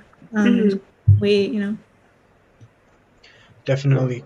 Yeah, we're doing a lot of good work here at SAC on Scene, a majority of it being seen on our social media. So thank you to Amber and Delilah, who is also working on social media. Yeah, they're doing amazing. We're doing an amazing job at SAC on Scene. So please, anybody watching, go ahead and check us out on Instagram. Amber pulled together wonderful pieces on why young people are voting. You can check out at our story on our Instagram, Mountie.media, at Mountie.media. And as I've said before, to those of you who are just tuning in, all night we're going to be covering the election live on Twitter. People are tweeting at us and we're sharing our tweets. Go to SAC on Scene on Twitter to find more live election coverage. Thank you so much, Amber. Really appreciate that you took the time to be here with your beautiful I voted sticker resting on your forehead. Wow, no compliments on my BTS clips. Oh, we didn't even see that. Wait, turn. Yes. Yeah. All right, guys. Bye. Bye. Take care. Thank you. I really appreciate it. So tensions are running high. Monica, we definitely got a lot of good insight from Amber here on the polls and on social media. What are your thoughts on some of her insights? It's been great. I mean, she and Delilah are such great social media and pop editors. I mean, I'm just like speaking from my experience, and I was able to vote for the 2014 midterm elections. That was my first election where I was able to vote, and actually 2016 was my first presidential election, and there was not nearly as much coverage as there is now via social media. And the way that young people are just so immersed in it and so informed by it now, it's crazy. Different. Like it would have never happened, so many years ago, but not so many years ago. Yeah. But like it's different the way that it's impacted. I'm a step down from you. I believe it was the 2018 midterm elections were my first time when I was able to vote, and this is my first presidential election. And like I said, I see people online on TikTok and Instagram and everywhere that are much younger than me weighing in heavy on a lot of political opinions. When I was their age, literally, I'm talking about maybe 15, 14, I didn't know the first thing about politics. I thought old people were just fighting up there. So it's definitely new. It's a good change, and if I'm very honest, I feel like it's something I wish I could have gotten a hand in.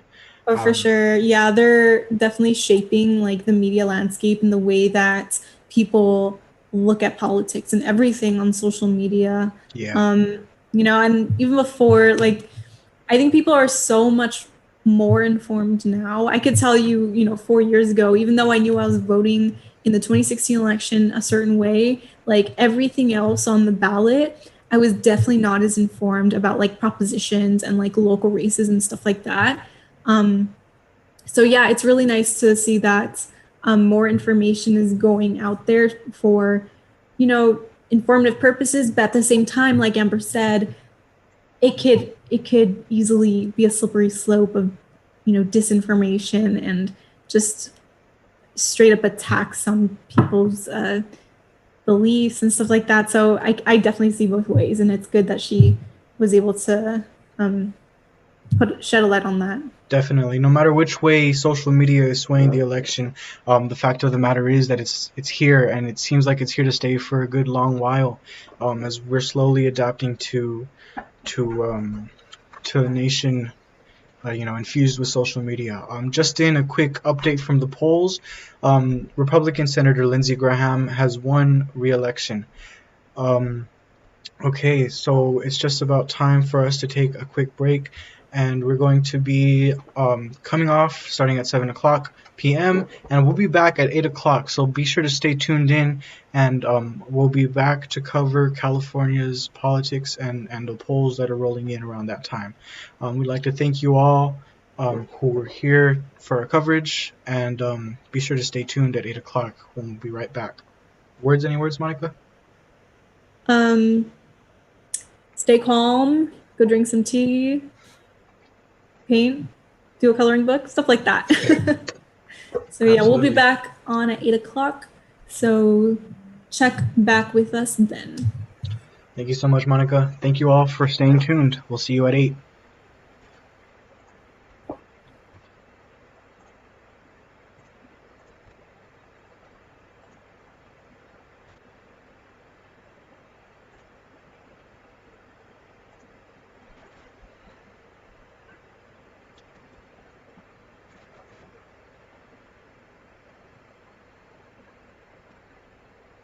Am I muted?